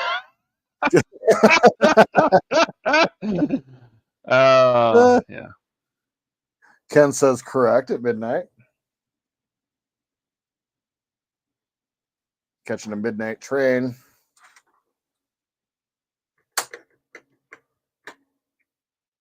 Who takes trains anymore? I've never actually taken a like a train like that. Like I've taken them and I wouldn't do it again. Really? Yeah, I did the Coast Starlight, the one that goes from Seattle to San Diego. Oh, wow. Yeah. To go down the West Coast. Thought that would be fun. It was not. Something tells me that it's just a lot of extra time that you really don't want to spend in the end. The problem is that it is it's a very small space that you're kind of crammed into, and it's the same dining car, and they stop all the time. Like they stop all the time because they stop at all the stations. So you are constantly stopped on the side of the road. And it's nice, it's not so bad when you're just, moving and there's things to see out the window and everything. But the food is so-so. The room we were in, because we had basically the second largest room that gets called a coachette, and it's not big. It is small, and I am huge. And I wanted to see Mount Hood, but you go through Oregon at night, and so you don't see anything except snow. It was snowing. Wow. I don't know. It's just, I would not do it again. If you got the family, there's a room that's the family room, but you're basically in bunks. You have to get dressed in a 2 foot by 2 foot square. The shower's down the hall. The bathroom's down the hall. It's not expensive per se, but it takes a long time. I like riding trains. Man. I wouldn't go on one of those big long time train trips anymore. That was a consideration for me too. But it was like a week long to get to Louisville. So I was like, no, I could drive there faster. Don says, which disco singer had the word love in the title of 4 of her first 5 top 10 hits? Don says Donna Summer. Michael says Blondie. Disco singer.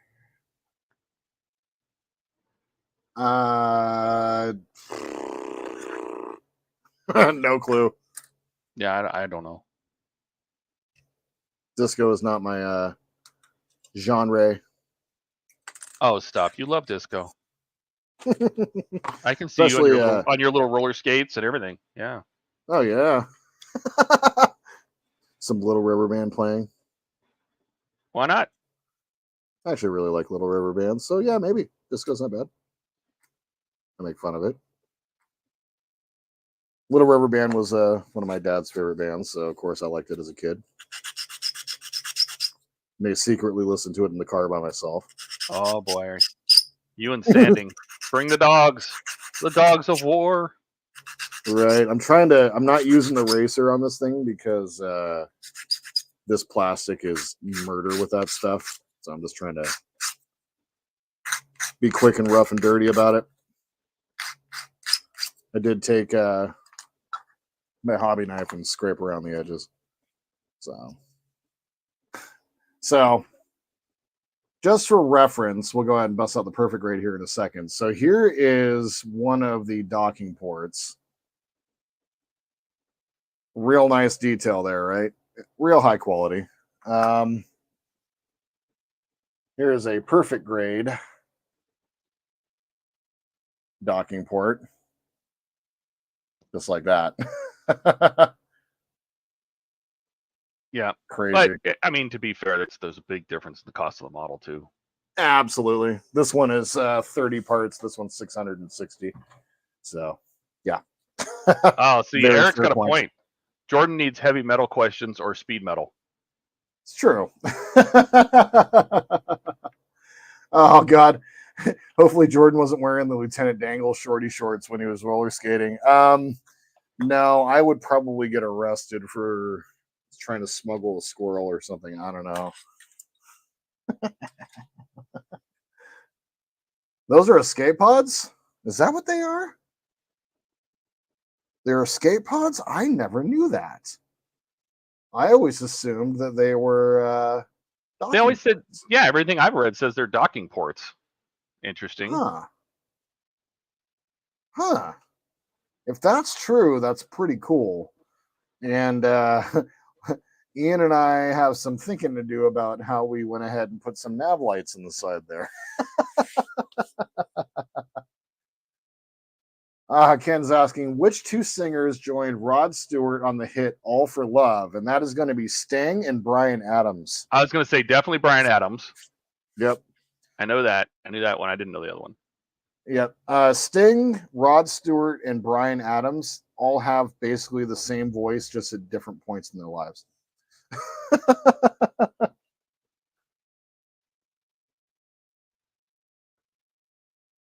Well, I mean, do you need a Metallica? Do you need a Metallica question?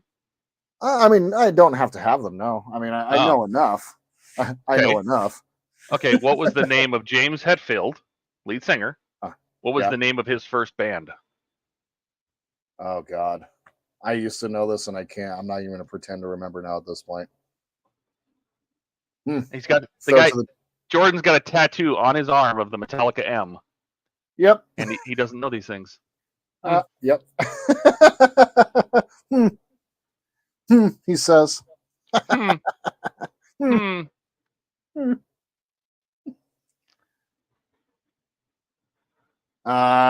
says Metallica and Megadeth are connected. That is true. That's through Dave Mustaine, 100%.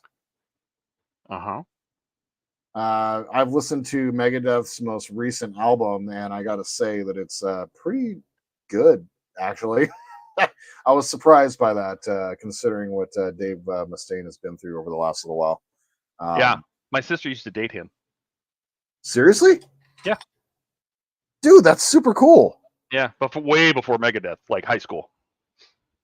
Oh, wow. Yeah, there's pictures of my sister and him together. She always had a thing for these redheads. I don't know. Donnie's here. He says a tutu of what? I think he means a tattoo. I don't know what he was doing there. I don't know what. It's just falling apart. A tattoo of the Metallica M and the Ninja Star, as they call it, from the album Reload. Yeah. Eric's like, who's the first band to sue their fans for song sharing? Napster. Yeah, Napster. Right. Donnie says both great bands. Don says, hey, other Don. Ken says, which 1995 hit gave Shaggy his second number one? Shaggy?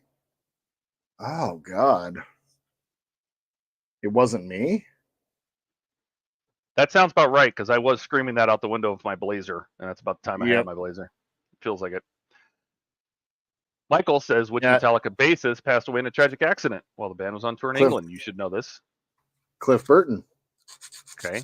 I'll follow that up with, how many studio albums has Metallica made? Have they made? Studio albums, not live. Yep.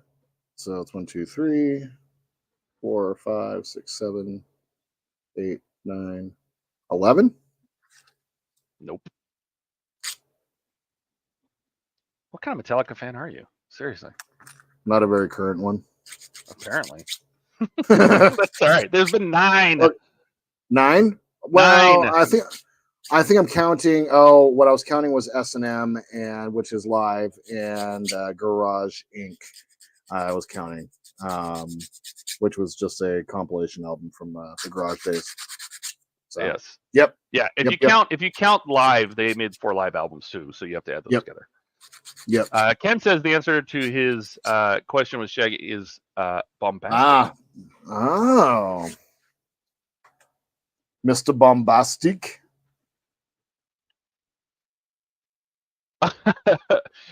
Andrew says, what are the non-angled straight across blades that we can use in our hobby knife handle called? Not trivia. I need to order some. I can't remember. The number 11s are the angled blades. I use a number 10, which is a rounded tip. I use those for photo etch. It's great for photo etch, cutting photo etch. If you mean a straight like a, like a razor blade, I don't. I want to say that those are number 9s. Oh, poop. the number 1 and number 2. Shit. If you're talking about like a chisel blade that is straight across the front, it's an 18. The small one is the 17. If that's what you mean, like the blade is at the very front and it's straight. It's the 17 and the 18. It looks like a chisel, like a wood chisel. How the hell do you know that? I looked it up just now. The only one I knew is 10 and 11. Michael says he has a katana for model building. He just slices them right off the sprue in midair. A 24 is angled. An 18 is a small angled. 10s and 22s are the rounded tip. Yeah. Chisel blade. Yeah. Looks like a chisel blade. Speaking of Exacto, I don't know if you watch Wayne's stream and his member stream, and he's like, "Hey Todd, you know that Exacto kit you got me at Wonderfest? Yeah, I just found it." It was like, I guess he started cleaning his model room. Oh my god. Eric would like to see Michael show pics of him using his ninja sword, and Michael says, "I samurai chefed him." Jordan's got Ryu power. He just Oryukas them. Oryuken. Aruken. Yeah. They literally on the instructions it's saying that the arms. Well, I can tell obviously which ones are Chewie's arms and which ones are Han's arms. So should I mix them up? I think you should. Yes, you should swap them. Awesome. You need to put big furry arms on Han. Oh my god, you could paint Chewie like Han Solo. Put him on a white shirt and a vest. And then paint Han Solo with like a head, so he looks like those guys in gorilla outfits without the head on, and he's got Han Solo's head, and his arms are coming out. Oh, this is glorious! Oh my god! And it's Hyrukin. Okay, thank you, Michael. Jesus, they're like keyed to fit in here, and these arms actually cut the pegs off. They actually fit. Oh, perfect. Donnie says, "Amateur." He uses a lightsaber. Andrew says, found him. Thanks for okay. New question. Ken says, which '60s musical featured the songs "Good Morning Shark," "Starshine," and "Aquarius"? Aquarius. Oh God. Musical. Not a musical person. Skull says hair. I would not have any idea. Dash says just twist them off like Ian. Yep. Don says the Fifth Dimension. A 60 what? It's a 60s muto? I wouldn't have, yeah. Oh, that's beautiful. Michael has a great suggestion. Paint Chewie like Barf from Spaceballs. Oh my god. Oh, you should. Why not paint them like those too? Oh, it's beautiful. And Eric says, have another drink. Out? I am drinking. I have to. I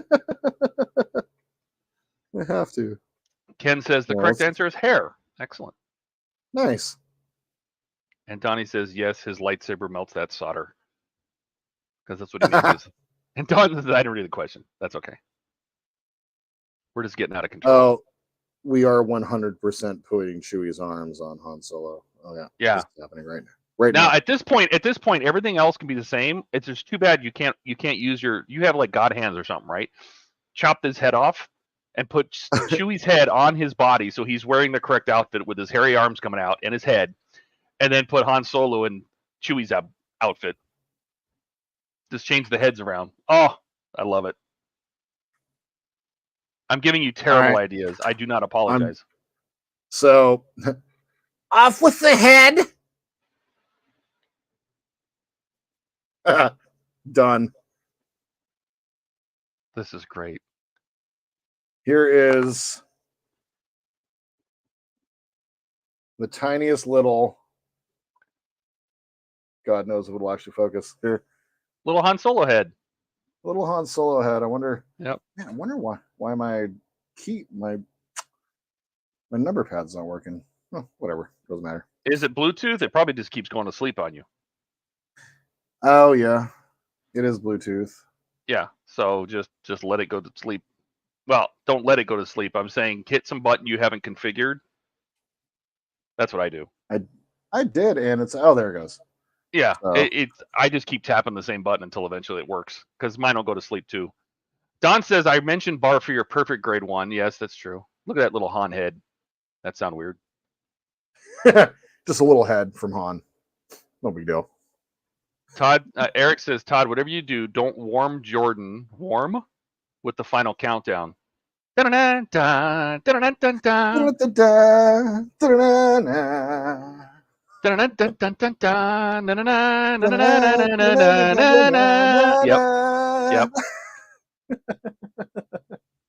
I still need to grab that music and put it on explode the self-destruct sequence.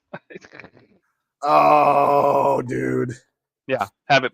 If I can find a way to take the music, the score out of that and just get the audio, I would. Dude, we'll see. Amazing. Let's see. Let me go back up here. Michael says if Donnie has a lightsaber, we're all screwed because he'll go Sith Lord. He might. Might. Eric says another earworm. No Todd. No, we're no Todd is so far 100 parts versus he's drinking. Hey, I worked a little bit on the U-96 today. The stage 10. The articles at least. Have you guys noticed that Todd has released 3 articles in the last couple of days? So he's been doing his work. I've been crushing. Ken has a new question. Who became the lead singer of Creedence Clearwater Revival in 1967? CCR. And Skull says John Fogerty. Mike says John Fogerty. Correct. Excellent. Don says, you keep it up and I will bail.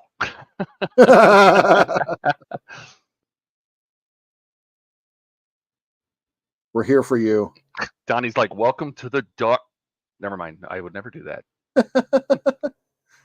Dash says Acolyte was a good series. Oh. We're not going to talk about that. Oh, Dash. Oh. All right. In fairness, the last 3 episodes were pretty good. I'll be real.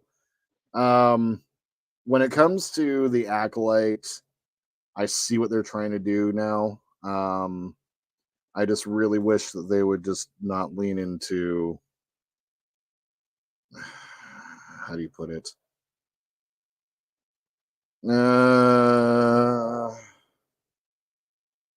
I really wish that they would. Are you trying to be all Are you trying to be PC?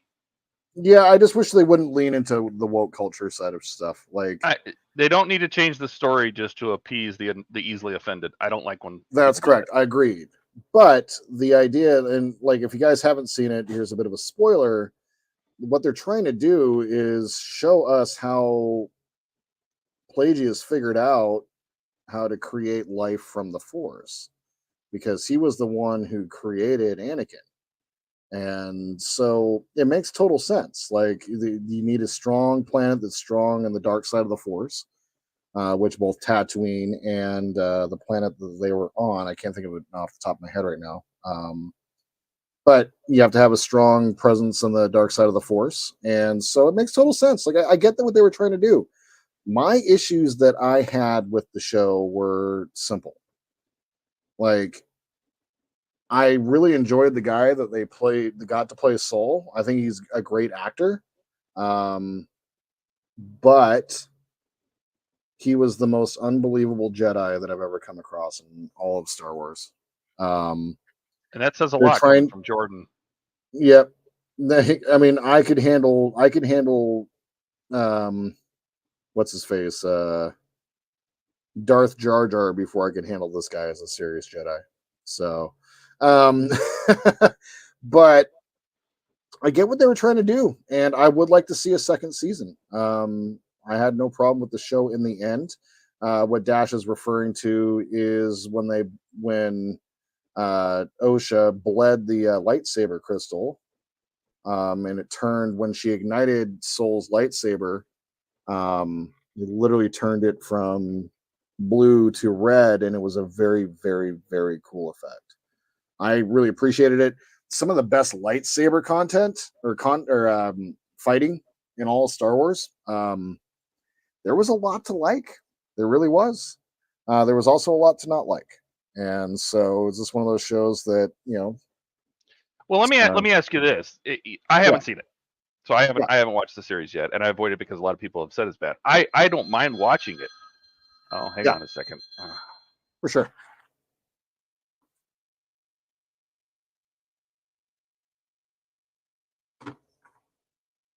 All right, I'll be right back. That sounds Dinner's good. here. Be right back. Ah, nice. Yeah, I mean, I didn't really mind it so much from the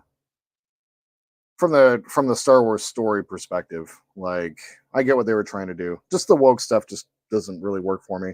Like, and keep in mind, guys, I live in Seattle, and this is the home of woke, and so some of my like. I'll be real. Some of my thoughts and around that may be a little bit different than a lot of other people's, and that's totally fine. And that's the beauty of this. Um, but I really don't like when it's getting thrown in your face. And that was kind of the one thing that, just it got me about it in the very beginning. But at the same time, however, I see what they were trying to do, like I said, and I feel like they kind of executed it in a way. Um, the some of the cameos that we got in the last episode were really, really good. Um, I see what they were trying to do. I just feel that they just were too on the nose. So All right, I'm back. sounds good. What'd you get? Some Portillos, some Nice. wieners. What I was going to say, and I think I heard you basically saying the end of probably the same thought, which is I don't mind inclusiveness. I don't mind including everybody. But it doesn't bother me.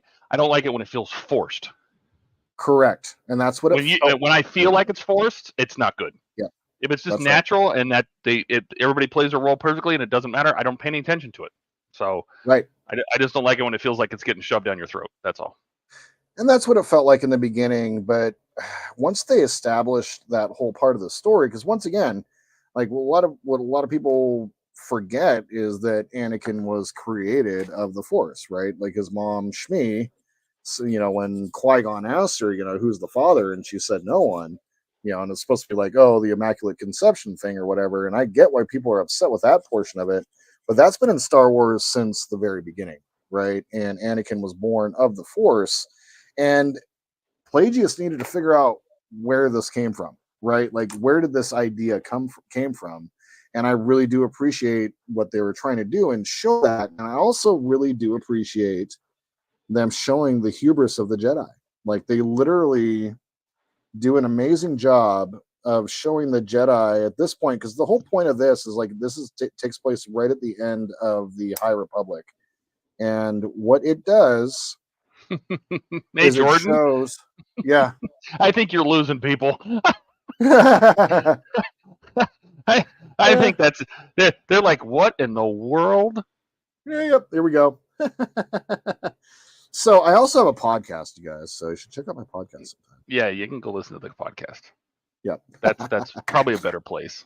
I mean, to be Yeah, fair, we are working on a Star Wars model, right? So, but that's very true, but it's not going to be as awesome as Han Solo's body with Chewie's arms yeah, it's Chew Solo. and Chew Solo.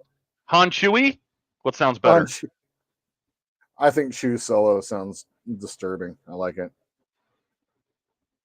Kind of looks like a stormtrooper a little bit. But Hani and Chew Solo? oh my god. Now let's go ahead and put Han's head real quick on Chewie's body, because this is going to be totally disproportionate.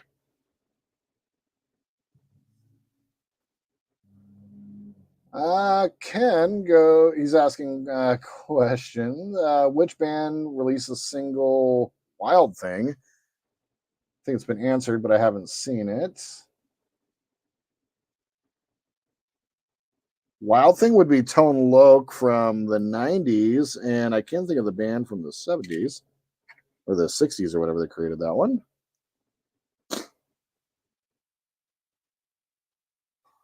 Michael says Han Chu. Excuse you, bless you. Yeah.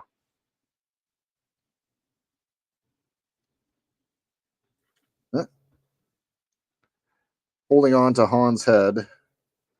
After Clapton No. left, who took his place? In which band? The Yardbirds? Yeah, maybe. Eric says he got a really nice copy of Paranoid on vinyl last night. Should be Choo Choo Solo. Oh, God. Oh, my God. Real quick. Look at this. So disproportionate. He's a furry. Excellent. Yes, I love it. The Yardbirds. Yeah, who did replace Clapton in the Yardbirds? I can't remember.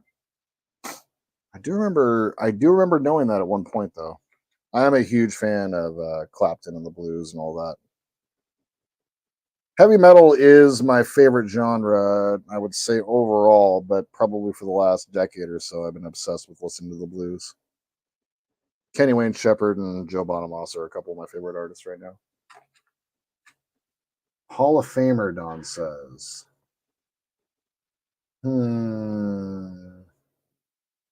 Still don't know. I can't remember.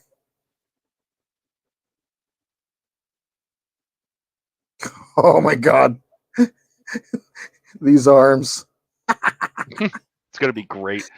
This All right, is awesome. I need to eat, but Yep. I'm just going to switch to my mic and my other mic in my head in my speaker. So, Sounds good. We gave us extra fries. We get fries. Oh my God. Looks like he's wearing the largest, weirdest hoodie in the world. This is amazing.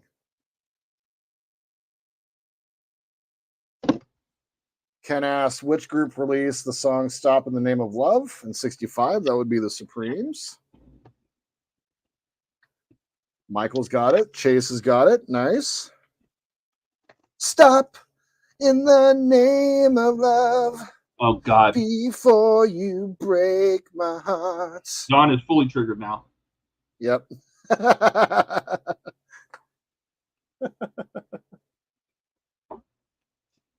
Yep. Later named playing Diana Ross. RPC. Don and Jordan's relationship went from friendly to neutral, and now it's moving towards hatred. Yep.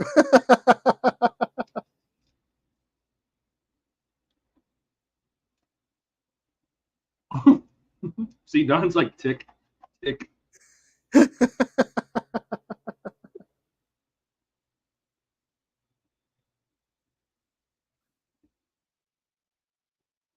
All right. Look at those stupid tiny little arms. Ah. It'll make a lot more sense once you get painting. Yep. So Time to paint. it's time to paint. Let's grab let's go ahead and zoom in a little bit here. Oh, and you should go to one of your side cameras. Those would have much better close-up ability. It's very true. I moved the side camera that was over on this side up to here, so I wonder. I think OBS is just not liking my quick commands today for the hotkeys.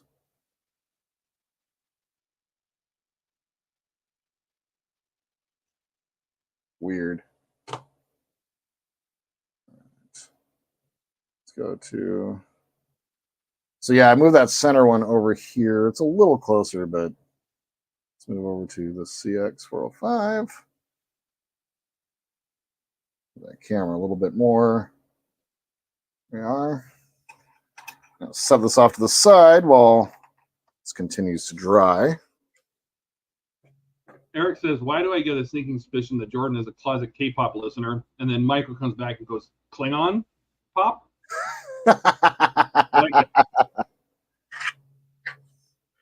Oh, the answer was Jeff Beck. That's right. Another one of great blues artists. All right, let's go ahead and put Han Chewie. All right, so I should paint Han like what? Like, oh, paint his body like body. Normal. paint his body like normal. Yeah, because I mean that's what it's molded in, but this is with Chewie's head. So paint it like Chewie, but then paint Han like his head like normal and his arms like normal. Just give him bare arms. Oh my god, this is going to be amazing. This is going to be amazing. Let's go ahead and tilt back and zoom in here. I'll move And over it's a good here. question. Which 1960s guitar hero was part of Cherokee? Wow. Oh my god. I have no idea. No idea. Something about on a horse with no name? No, that's America. That's America. So for Chewie, I was using some game colors on the perfect grade. So we're going to use Beastie Brown on the game color for Chewie here. You know what you should do? Because I bet you it'd be easier. Use your AK markers from Ken. Oh yeah. Oh yeah. There'll be enough colors there to get the job done. Oh yeah. Even better idea. It's not super accurate. At least it should be easier.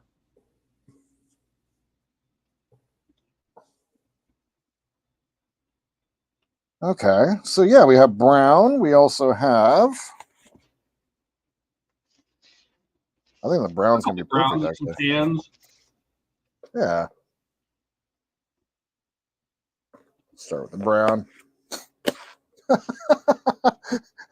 All I see is Eric's last comment. Is that from Ian's ass?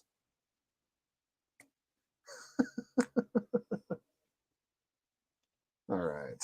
Well, let's try. Oh. Oh my lord. Hang on.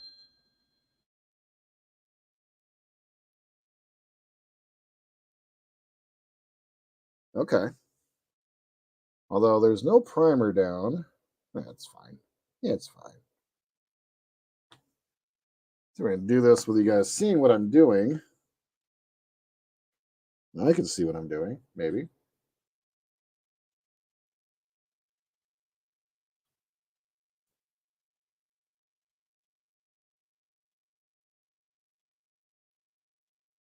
Wow.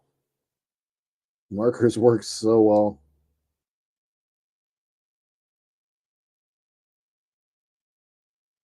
Yeah, wow. Holy crap.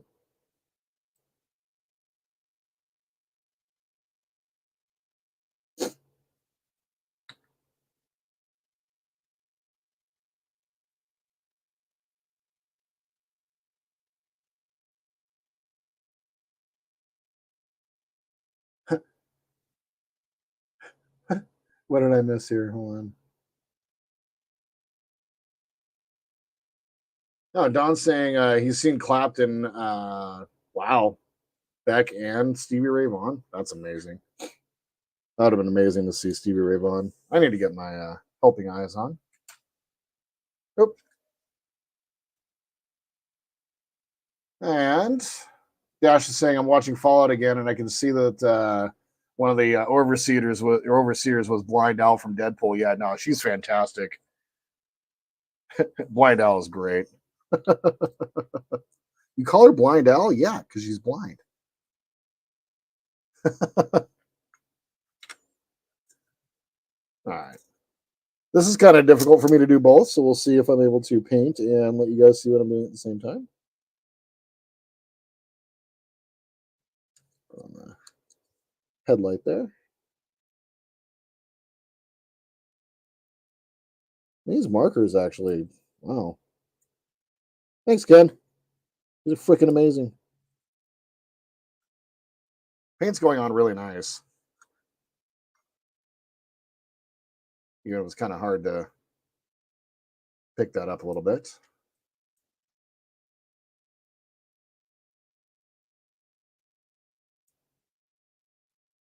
There it is.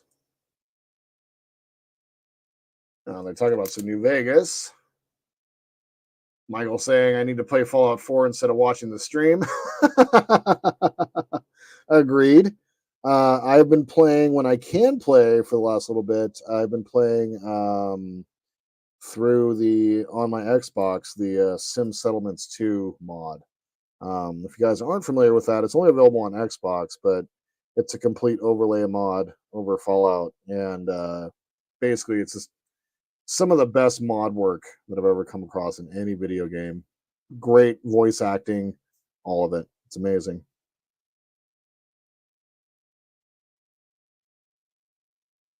How do you mod an Xbox game? That's possible?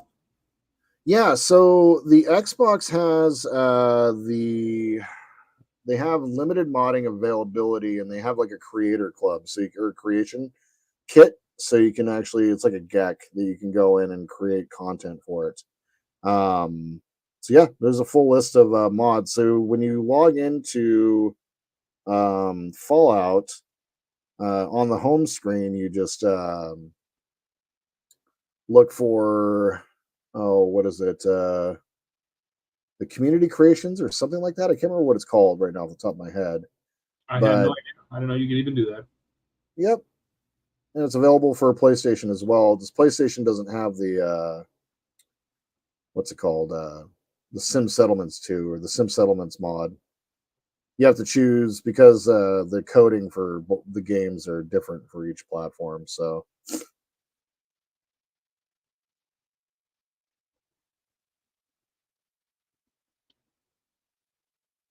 but it's a complete overlay, and the story is like really, really good. It's like, I would say, like video game level, like actual voice acting. I was really surprised at how good the voice acting was in that game.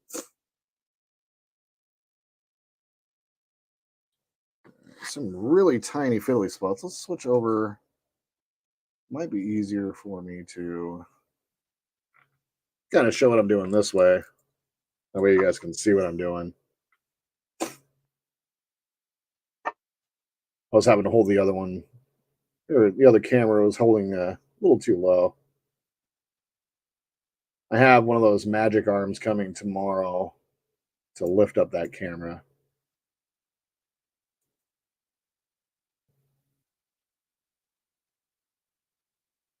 With Gary's gift, I had to kind of make some changes.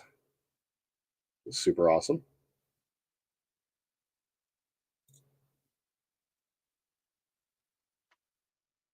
Get down into one dog down. Right? I love Portillo dogs. They're so good. They have Portillos up there in Washington? I only know the name because I have heard it on the Food Network, but no, they do not. Which is kind of surprising to me, actually.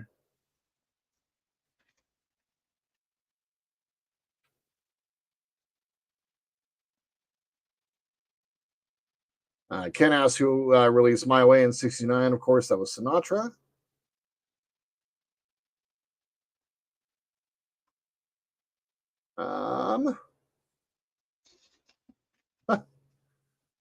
Oh, Dash, you're going to ask me about Scott Bakula coming back to Star Trek series. Have you heard something about that? I haven't heard anything about that.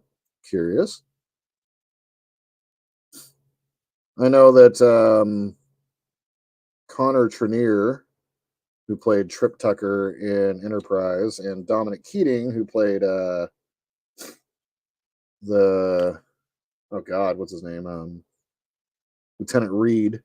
They have a podcast or a YouTube podcast, and they've been interviewing a bunch of Star Trek actors lately, and I know that he was among that group.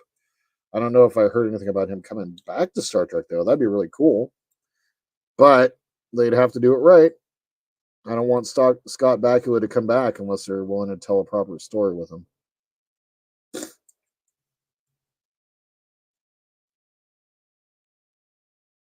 You know, the thing with that show too is like it's been 20 years since it was canceled, and so a lot of the actors are just completely moved on. Like Jolene Blaylock doesn't even really appear in public anymore.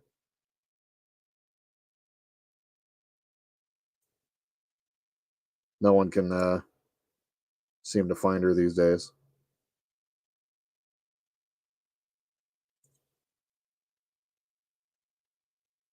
And that was the actress who played T'Pol, just in case anybody didn't know.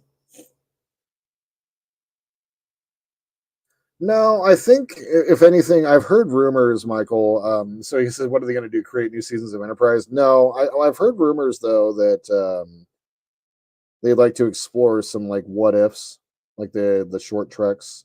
You know, like a what if sort of situation, or a short trek where we see Archer older, something like that. But once again, it's got to be right. They got to be able to tell a story that makes sense. I don't want to see Scott Bakula just to see Scott Bakula. So, because then you start like getting into the MCU level of stuff where, as much as I love Deadpool and Wolverine, my only knock against it was the sheer number of cameos was just a little too ridiculous. They're fun, but just like, don't let the story just be showing off the prior glory, so to say. Yeah, but how would you feel about like if they did a Picard, but they did Star Trek Janeway or Star Trek, Cisco or something like that? Yep. I'd be so down. As long as the story makes sense. I have no problem with the story making sense and giving them their due. Like, I had a problem with Picard until season 3. And then season 3 came out and it literally, it saved that entire show because that was Star Trek, and that was a reason to bring them back. I liked what Patrick Stewart was trying to do in the beginning, but it just that was Next Gen season 8 is what that was. That's exactly it. Exactly. Ken asks Monster. The next gen. Yeah, exactly. Ken asks Monster tells the story of Eileen Warnos, a prostitute, became a serial killer. Which actress portrayed Eileen? And that would be my favorite, Charlize Theron. Ooh. Yeah. And she did not look anything like Charlize Theron. We'll just say that. By the time that was done.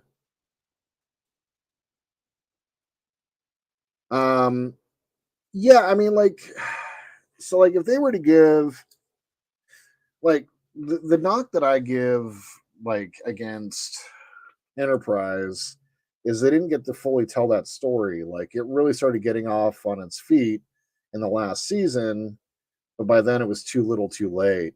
And so like, they wanted to tell the story of the Romulan War, and I would have really appreciated that. And it would have been much better than what we got, which was nothing.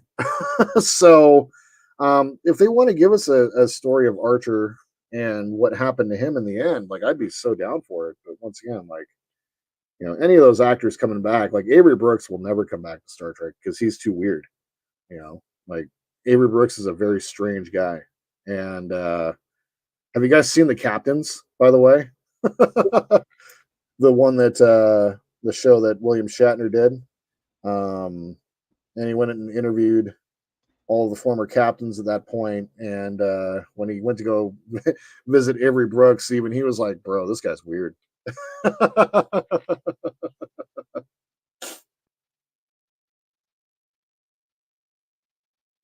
Michael saying Deadpool and Wolverine was a redemption for Channing Tatum. Yeah, if you guys didn't see his interview he did with Fallon the other night, it was really, really, really good. You could tell he's really enjoying. Like, he's already super famous; he doesn't need the help. But that was like a passion project for him, and the fact that he wasn't able to make it really upset him. So it's cool to see him get that opportunity. Well, you know, Oh. my girlfriend leaned over and goes, "Is that the Brokeback Mountain guy?"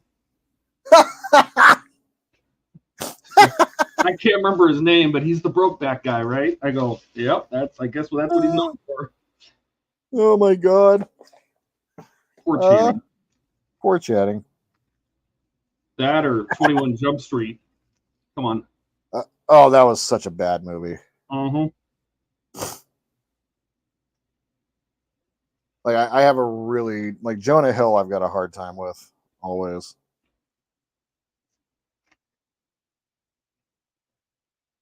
What am I looking for color wise here? Let's look for Eric would like Hans to know pants. if you watched the show The Bear on FX. No, but I do know that it's about restaurants, and so I think maybe am I wrong? Maybe, I don't know. So no.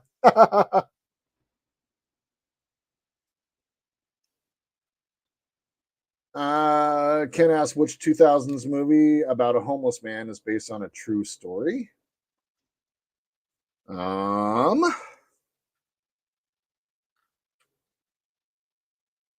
The Terminal? Tom Hanks?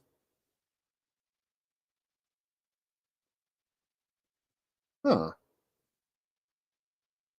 It's an interesting question.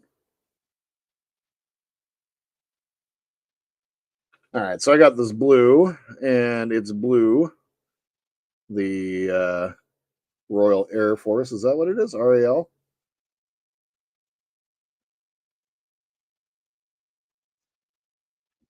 If it's for his pants, it works. Yep. The Fisher King is what Paul is saying.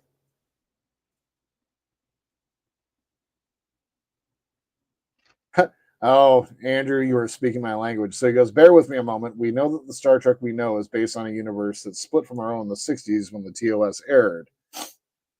So everything in this Star Trek timeline up to that point is the same as ours, but different from the moment Star Trek first aired. Correct. There's more, and I can't wait to hear more. This is great. The nerd in me is just loving it. RAL's German colors. Thank you. I appreciate that. I'm not much of an armor guy, so I do appreciate the tip. And these work so well. This is kind of crazy. What if we got a series in a whole new universe that splits off from our own timeline now? Ooh, how would that make Star Trek look different? Very interesting. That would be really interesting, actually. Well, if you just take the technology and look at it like the TOS bridge and how different J.J. Abrams made it look, then how the ship looked different. You know what I mean? Just because the technology of cell phones and touch screens and even just things like that. Like now, if you envision what the future is going to look like 100 years, 200 years, 300 years from now, if it's split now, right? I could see that being interesting. That'd be super interesting. That would be really interesting. Star Trek Phase 2 seems appropriate. Callback. Yeah. Huh. One of the series that they are going to be doing here is that the comedy, like The Office / Parks and Rec based series. And I'm curious if they're going to keep have that take place on Starbase 80. They were kind of creating references to Starbase 80 in the last season of Lower Decks. So it's like where all the misfits go, which would make total sense. Nice. Dash sent me an article to read later. Thank you.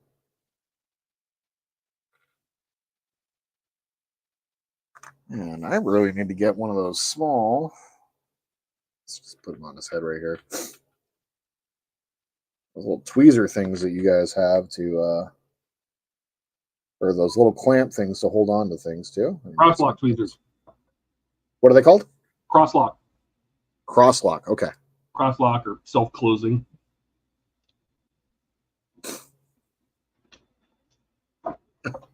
So there's Chewie with Han's pants on. Oh, it's epic. It's so great. I guess you really have to paint his shirt, do you? You got to put his little black vest. I'll put his little black vest on. Yeah. I was probably gonna do. Yeah, I'll just do the black vest. I mean, the white is close enough. You know what I mean? Seems like. Yeah. This is great. Love it. Dash is asking, am I ready to see the Skeleton Crew? I am. It seems very interesting to me. I do. The thing that a lot of people seem to forget is that Star Wars is a kid's show. And so I really like the idea of a bunch of kids going out into the galaxy and then coming across a Jedi and hiding. And we get Jude Law in Star Trek, and he's a great actor. So I'm super curious to see what we're going to get with him. I'm really looking forward to it. I don't really mind.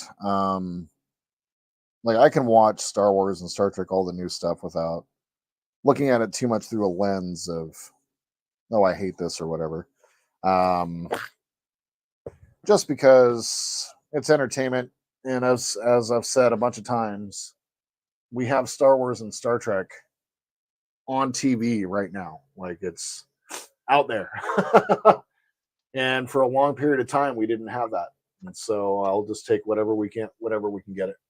So yeah, I'm just curious if shows like Mandalorian, things like that, but in the Star Trek universe would work.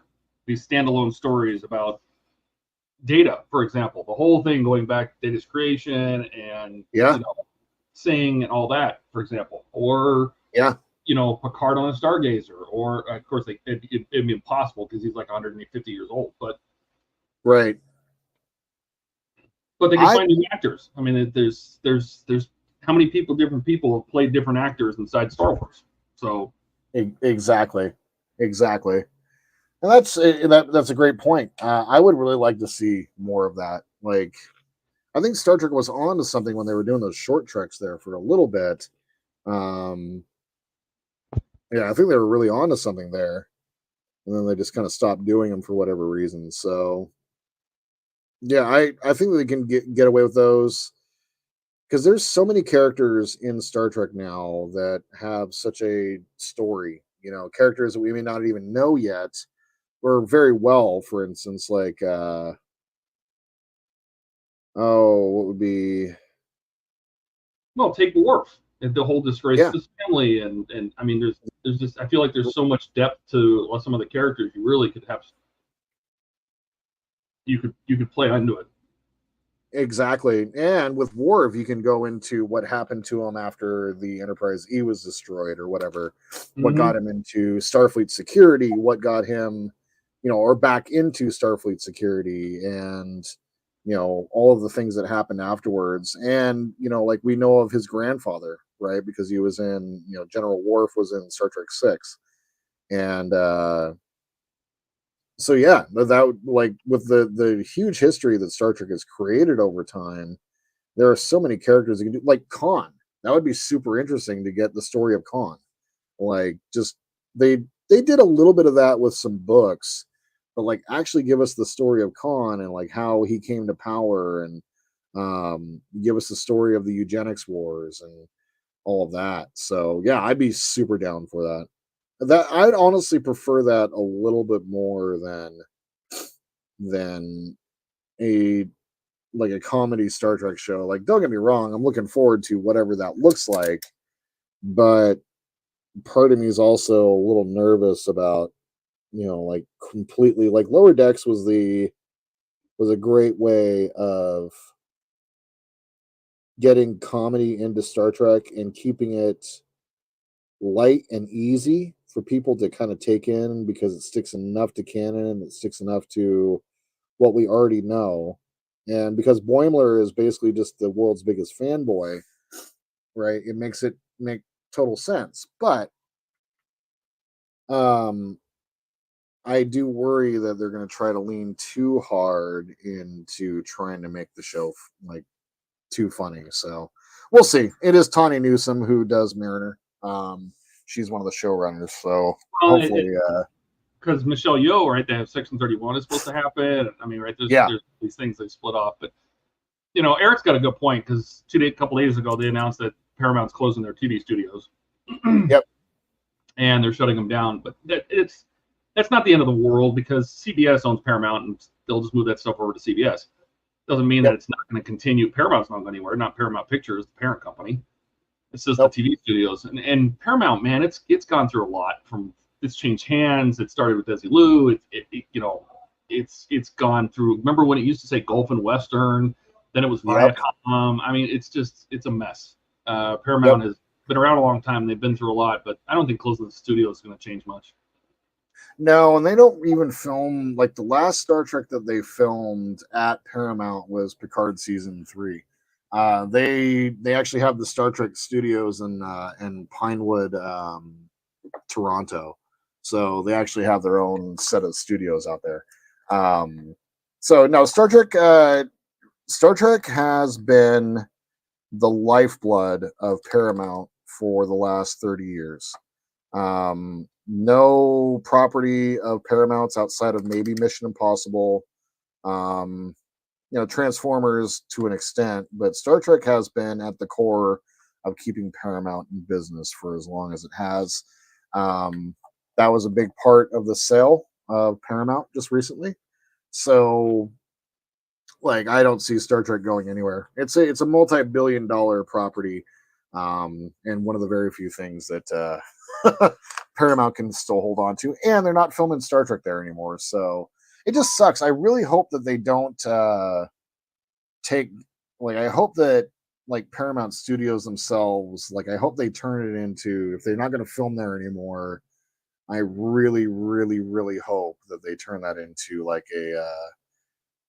landmark or some place where you can actually. You got to. It's different. Paramount Studios is different from Paramount TV Studios. Oh, okay. Only the TV studios shut down, not the film production, not the big sound stages in Burbank. Okay. All that stuff that stuff's still there. They just turned. Okay. Their TV thing, and it's the second time they've gone to the TV business. It's not. They're not. Yeah. It's a cost saving measure, whatever. So it'll be fine. Okay.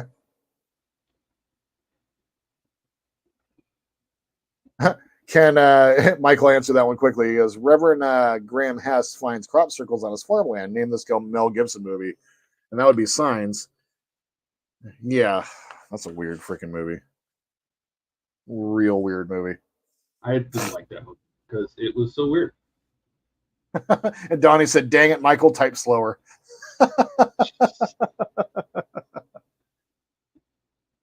Yep. And then Michael. YouTube... Go ahead. Oh, no, Michael's just mentioning that Rebecca Romaine, her husband, Jerry O'Connell, is the first officer. He played the voice as the first officer on Lower Decks. Yeah, no, that Star Trek's not going anywhere. We're good. So, sorry, you were saying? No, I was just saying it'd be great if YouTube had a built-in trivia quiz system. Oh, that'd be super cool. That'd be cool. Especially for streamers and stuff like that. This is great. I love these, when Ken's doing these little question and answer things, because it just kind of brings the interaction up, and it's just a lot of fun. Engagement. Exactly. But it needs to have some kind of system where people can put it in, because you can have multiple people answering at the same time. You can still have multiple people being correct. Right. Instead of a first person answer, it's not Jeopardy. Oh, look. There's actually, I can pick out on here where the vest is supposed to be and where the shirt is supposed to be. Let's see if I can do this. Let's see if I can pull this off. Hopefully you guys can see what I'm doing here.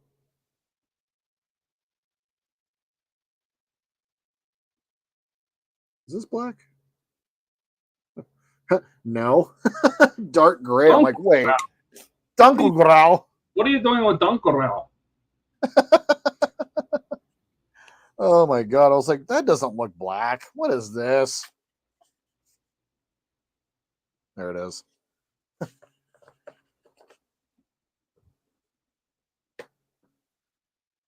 Michael's saying, I have a strong feeling the next Blade movie will be a Wesley Snipes Blade movie. That's not going to happen, unfortunately.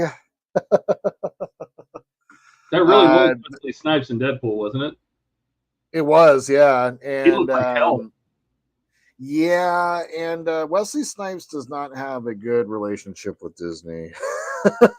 So, the fact that we got Wesley Snipes as Blade was pretty good. But the dude who played Morpheus in the new what's it called? Matrix? Oh, the new Matrix movie is playing the new Blade.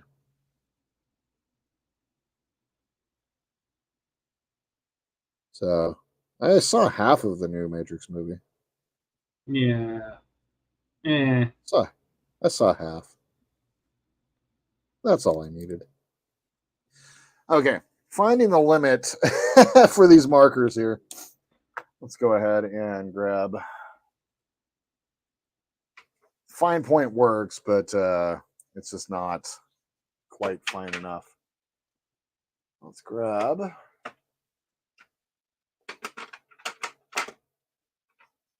Some black here. Yep. Michael says Jeopardy or the answers are in the form of a question, Jordan. What? What?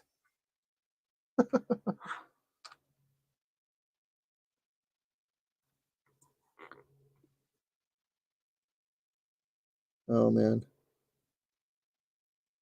After working all day, doing incredibly fine precision painting.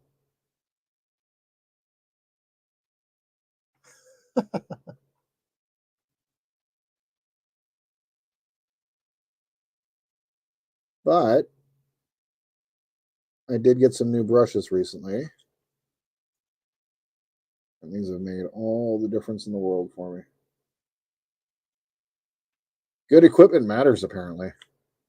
Yeah.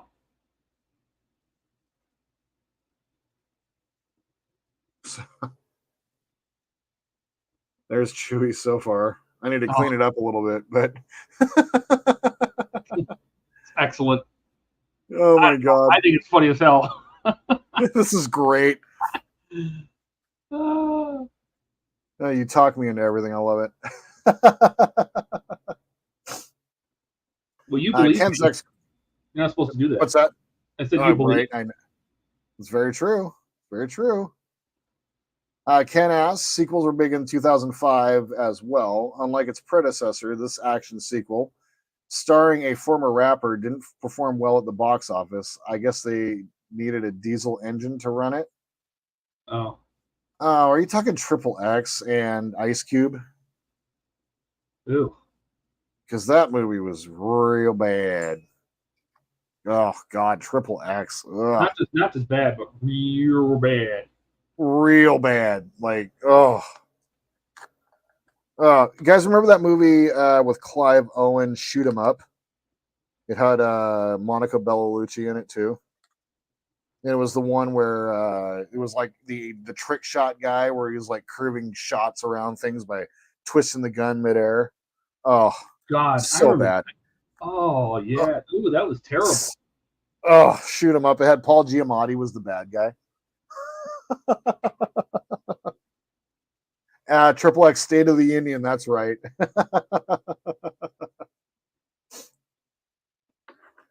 Oh God, that was. Someone told them that was a good idea to make that movie. Some studio executive was like, yeah, let's make that.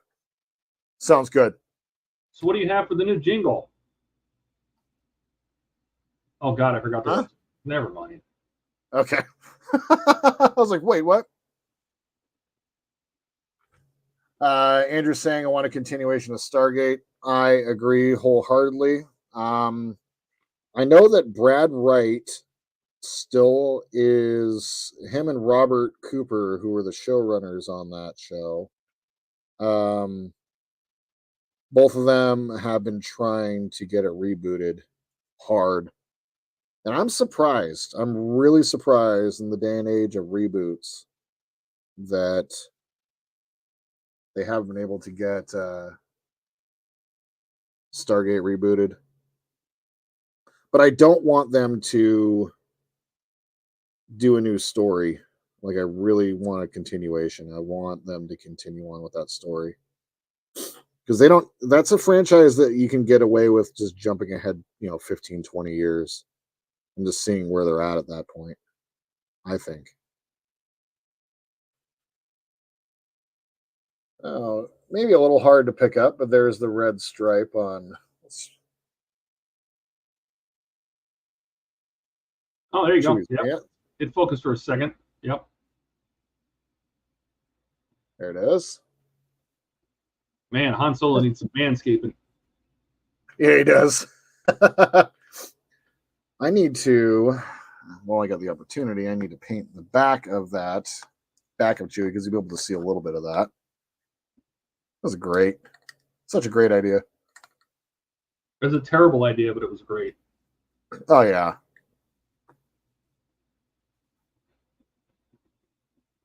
Yeah, Andrew's saying I want a continuation, not a reboot as well. Same. Like, that's just one of those shows that you can really get away with doing that. And, like, so what was it? Amanda Tapping, who played Colonel Carter,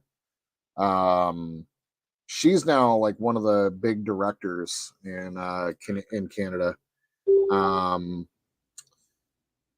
Who else? Ben Browder said that he'd be willing to come back and do his replay Cam Mitchell. Claudia Black, who played Vala in the last seasons, who also was Aaron in Farscape. She is currently cast in the new Spartacus show. It's coming out here soon. And Michael Shanks, who played Daniel Jackson, has come out publicly and said that any chance he'll get to play Daniel Jackson, he'll do it. So it's only Richard Dean Anderson that is kind of adamant about not doing it anymore, but he's almost 80. So, like, it's not a surprise, actually. But I want that too. I really do. Christopher Judge, of course, would come back and play Teal'c in a heartbeat. Yeah, I would take that in a second. I love Stargate. I used to own the entire DVD box set, and it took up 4 shelves.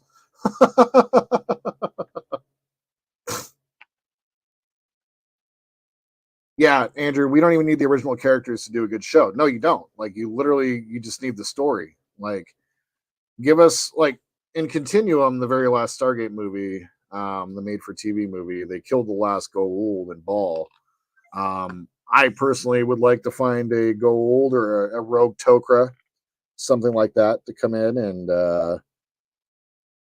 cause some problems for the team, or just a new big bad guy. Like, I really enjoyed the Ori as a big bad, so I'd be down for it.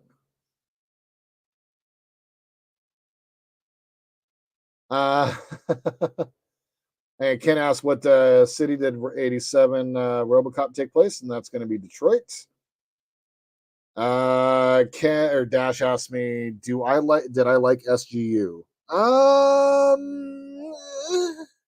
No. I get what they were trying to do. This is the Battlestar Galactica days. So they were definitely trying to create that gritty look, and they're trying to appeal to the younger generation.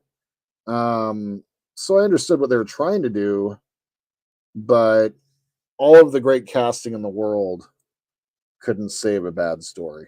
So, like, David Blue as Eli was fantastic. The guy who played Rush, I can't think of his name right off the top of my head, but he was fantastic in that role. Colonel Everett was a great character, but it just was a bad show.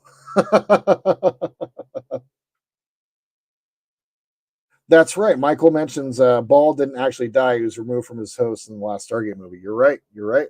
I forgot about that. And the Toker at that point had figured out how to remove the symbionts without killing the host. And yeah, I remember that actually. That feels Continuum was actually. Go ahead. feels like plot armor. It is in a way, but they plot armored that one through the series. Like it was a continual process of them learning how to remove the symbiotes Okay. as they went along. They didn't magically. Well, somebody figured it out. Like never. No. They sold it as it could not be done, and then all of a sudden somebody figured it out. No, thankfully they didn't do that. I was actually kind of grateful for that. Yeah, they definitely didn't do that. They started out, though, they added a drug that the Jaffa were able to take called tritonin, which basically took away their need to, like, they can live without the symbiote inside of them. And it was Tilk and Braytak that they were on a planet together, and I think Teal'c's symbiote was killed, and Braytak was. See what you walked into again? For somebody joining the stream right in the middle of that conversation, I've been like, "The hell am I watching?" He's painting Star Wars.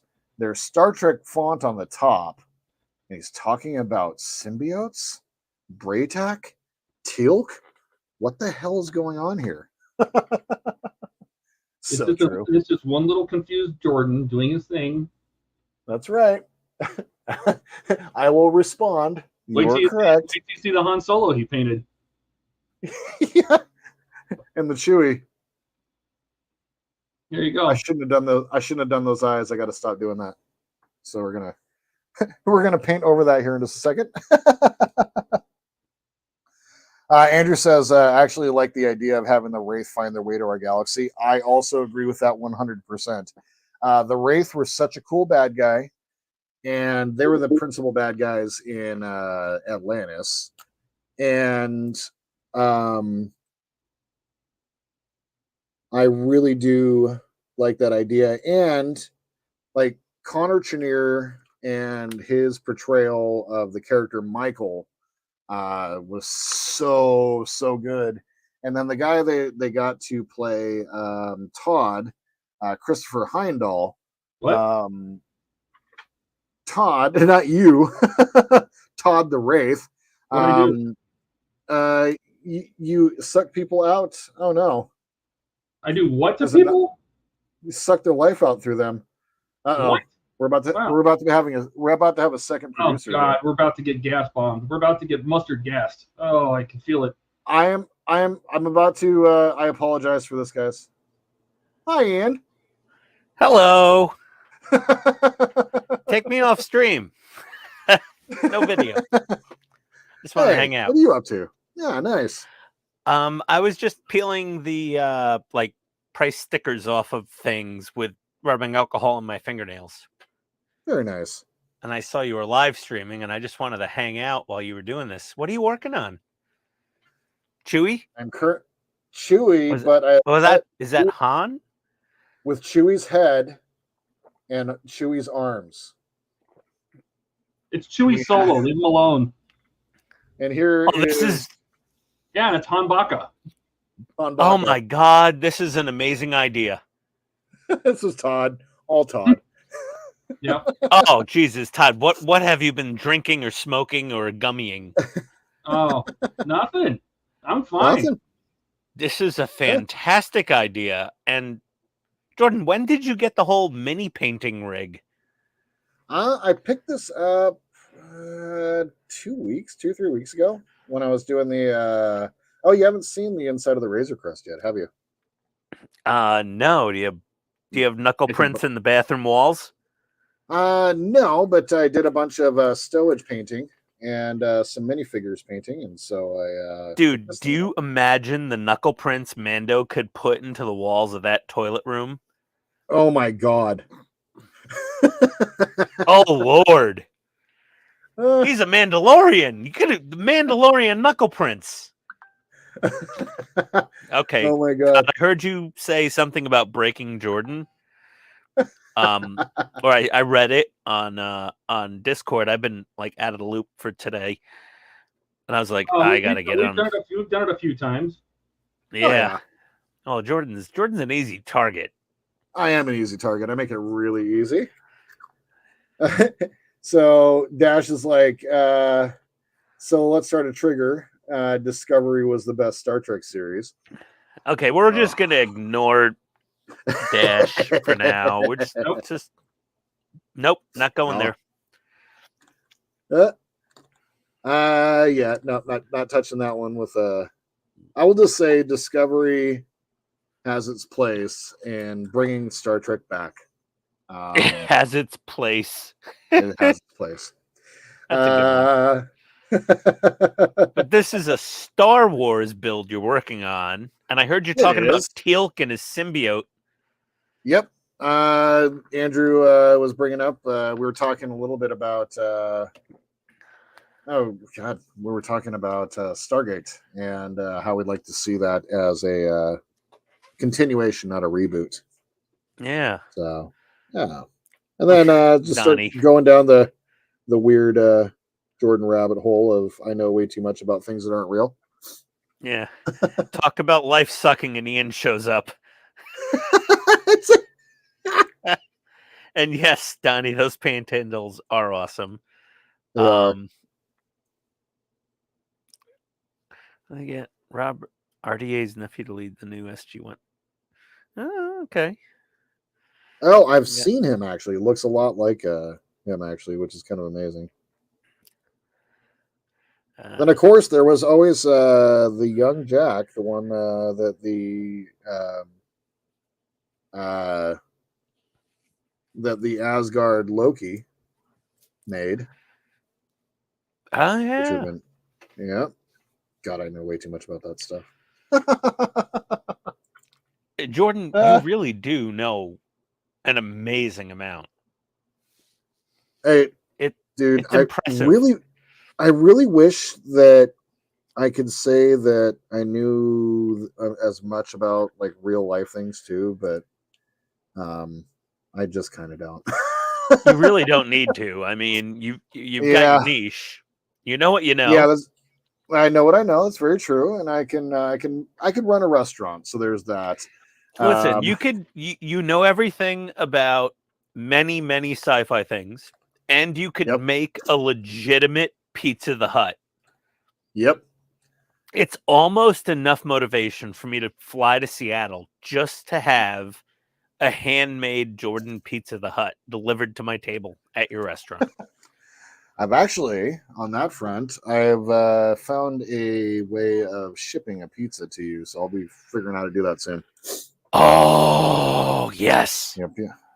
So we've been perfecting at my restaurant. We've been perfecting take and bake options. That's how our company actually got started, was doing take and bakes. And so yeah, some dry ice and the right packaging.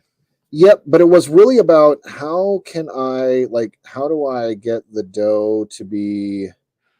So our dough is only good for about 3 days. So that's the key.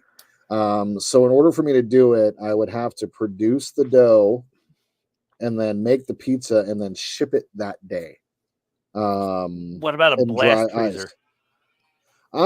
No. So I tried to freeze our dough and see what happened. We do have a blast freezer, and I tried to see how that would work, but it just wasn't. Our dough does not rise again after everything is said and done. So, but as long as I keep the dough at about 50 degrees or less, it will hold. And as long as the pizza doesn't get jostled around too much, it should get to you just fine.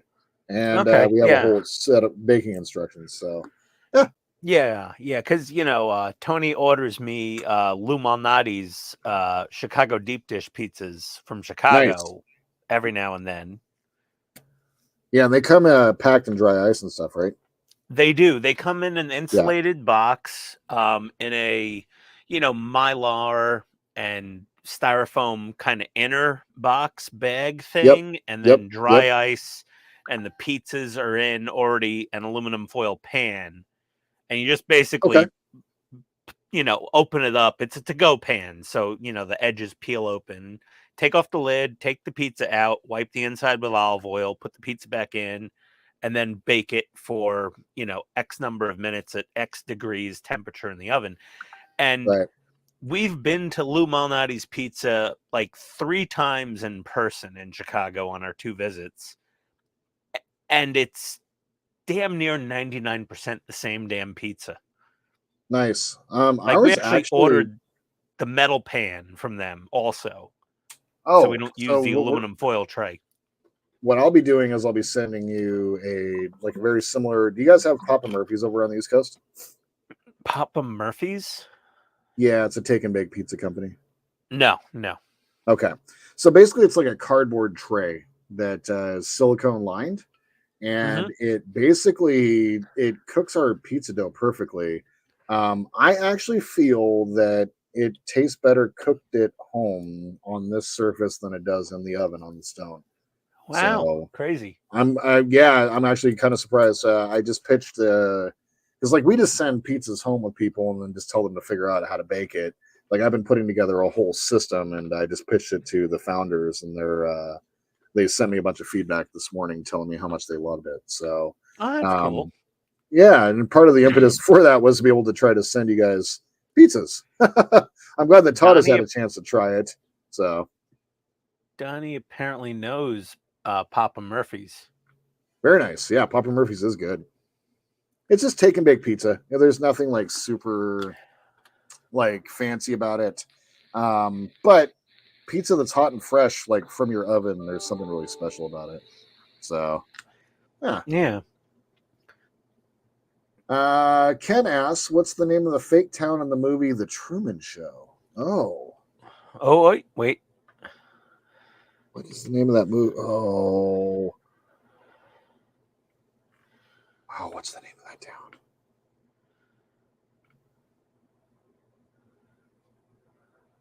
Damn it. Can you stump me? Oh, Ken. How was your day, Todd? Oh. It's good. It's good. I'm just finishing eating while you're doing the things for him. This is great. Dual producers. Oh, you got two producers. I know. I can't stay too long. I gotta go upstairs soon. So is it Chew Solo or Han Baka? Han Baka and Chew Solo. Okay. What is the name, Ken? Sea Haven is what it is. Oh, yeah. Because Truman was scared of the water. That's right. I have that movie, I think, on DVD. And it's actually a surprisingly good movie. It is such a good movie. And Tony hates Jim Carrey with a passion. What? She does not like Jim Carrey movies. She finds him just repulsive in some way. Huh. What's your opinion of Jim Carrey? Everybody in the comments. Go crazy. I love him. It's better when he was younger, not loco. Yeah, it's very true. Yeah, he got a little cray-cray. Yeah, he's developed some opinions. Yeah, he's got opinions. I'll tell you. Yeah, that man's like, I'm Jim Carrey, and this is my opinion. Yep. And I'm just like, okay, then. Nobody asked, but he gives it anyway. No. I was actually just watching an interview recently where he answered a question with a question and then answered that question with another question. And I'm just like, that was kind of funny, though. Yeah, it was, but I'm just like, bruh, that's a little rough, man. He does like messing with news reporters and he does. The celebrity correspondents at red carpets. He loves messing with them. Ken asks, who kills Leon the Replicant in Blade Runner? Ooh. Oh, Ian has to know this one. Oh my God. The original Blade Runner? Leon the Replicant. Oh my God. Oh God, I'm I stumped. can't answer that one. I feel like we're gonna have to take away Ian's nerd card. Oh, stop it. I had a long day. I had like a 3-hour sales meeting and a client today. It was No excuses. They were nice and all, but I haven't left the house in like a month besides going to New York to visit my family.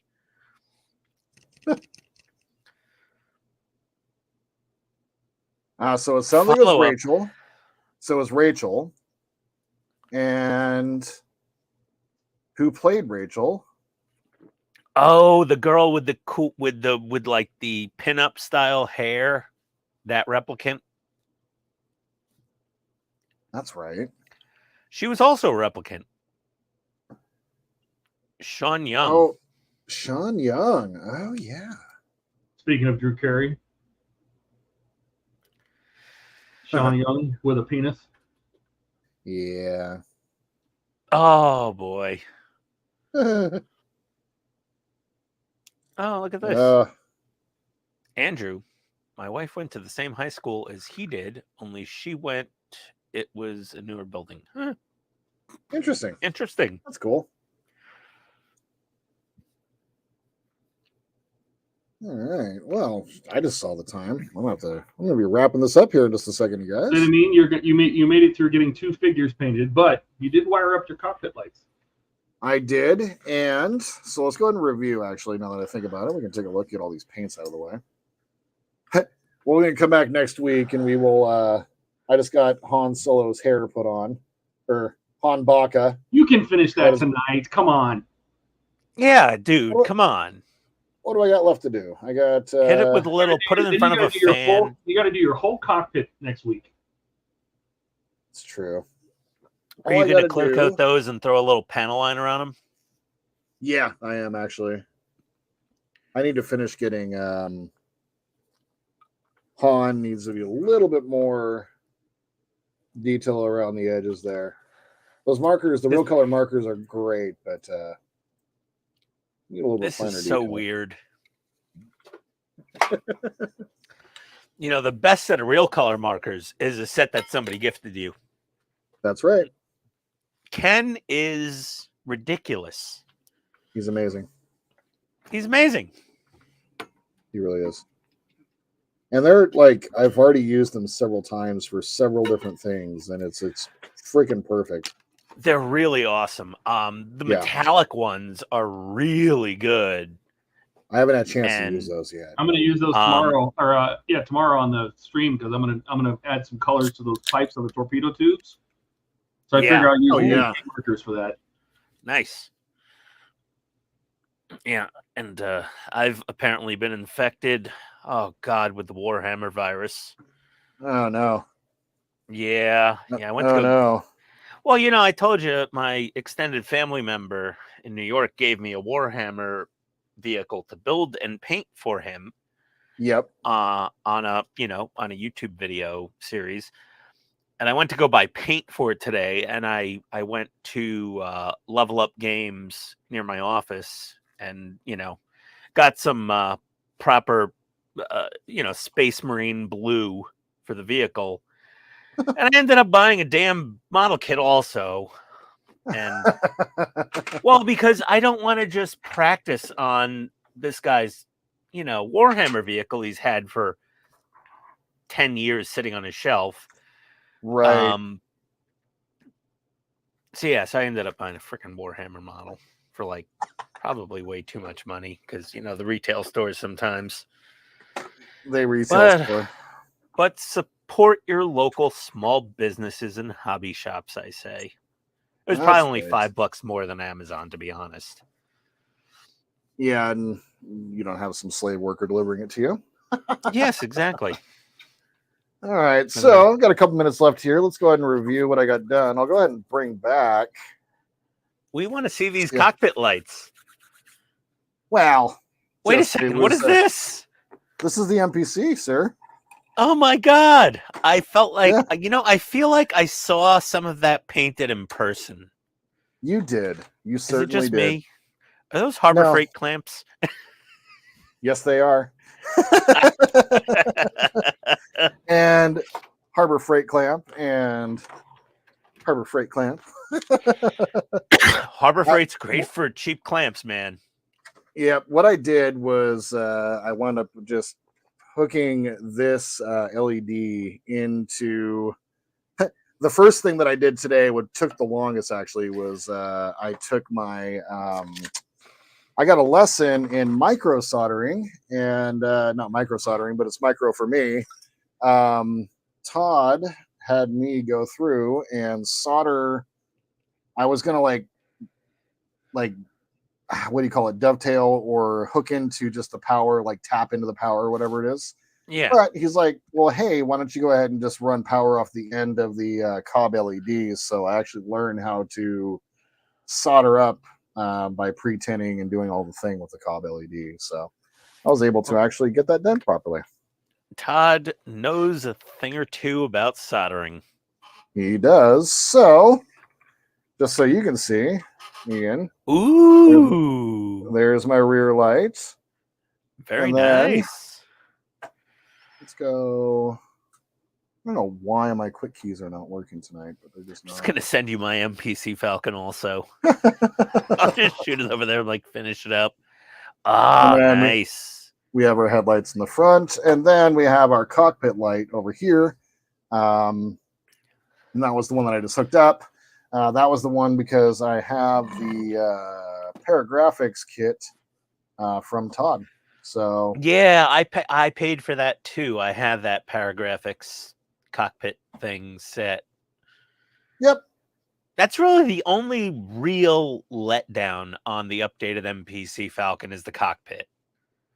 Yeah, it leaves much to be desired. So yeah, I was kind of Yeah. toying around with like not even using the paragraphics set, but then I took a look at it. It actually looks so much better. So yeah, well, there it is, you guys. I'm going to continue to work on this on stream over the next couple of weeks.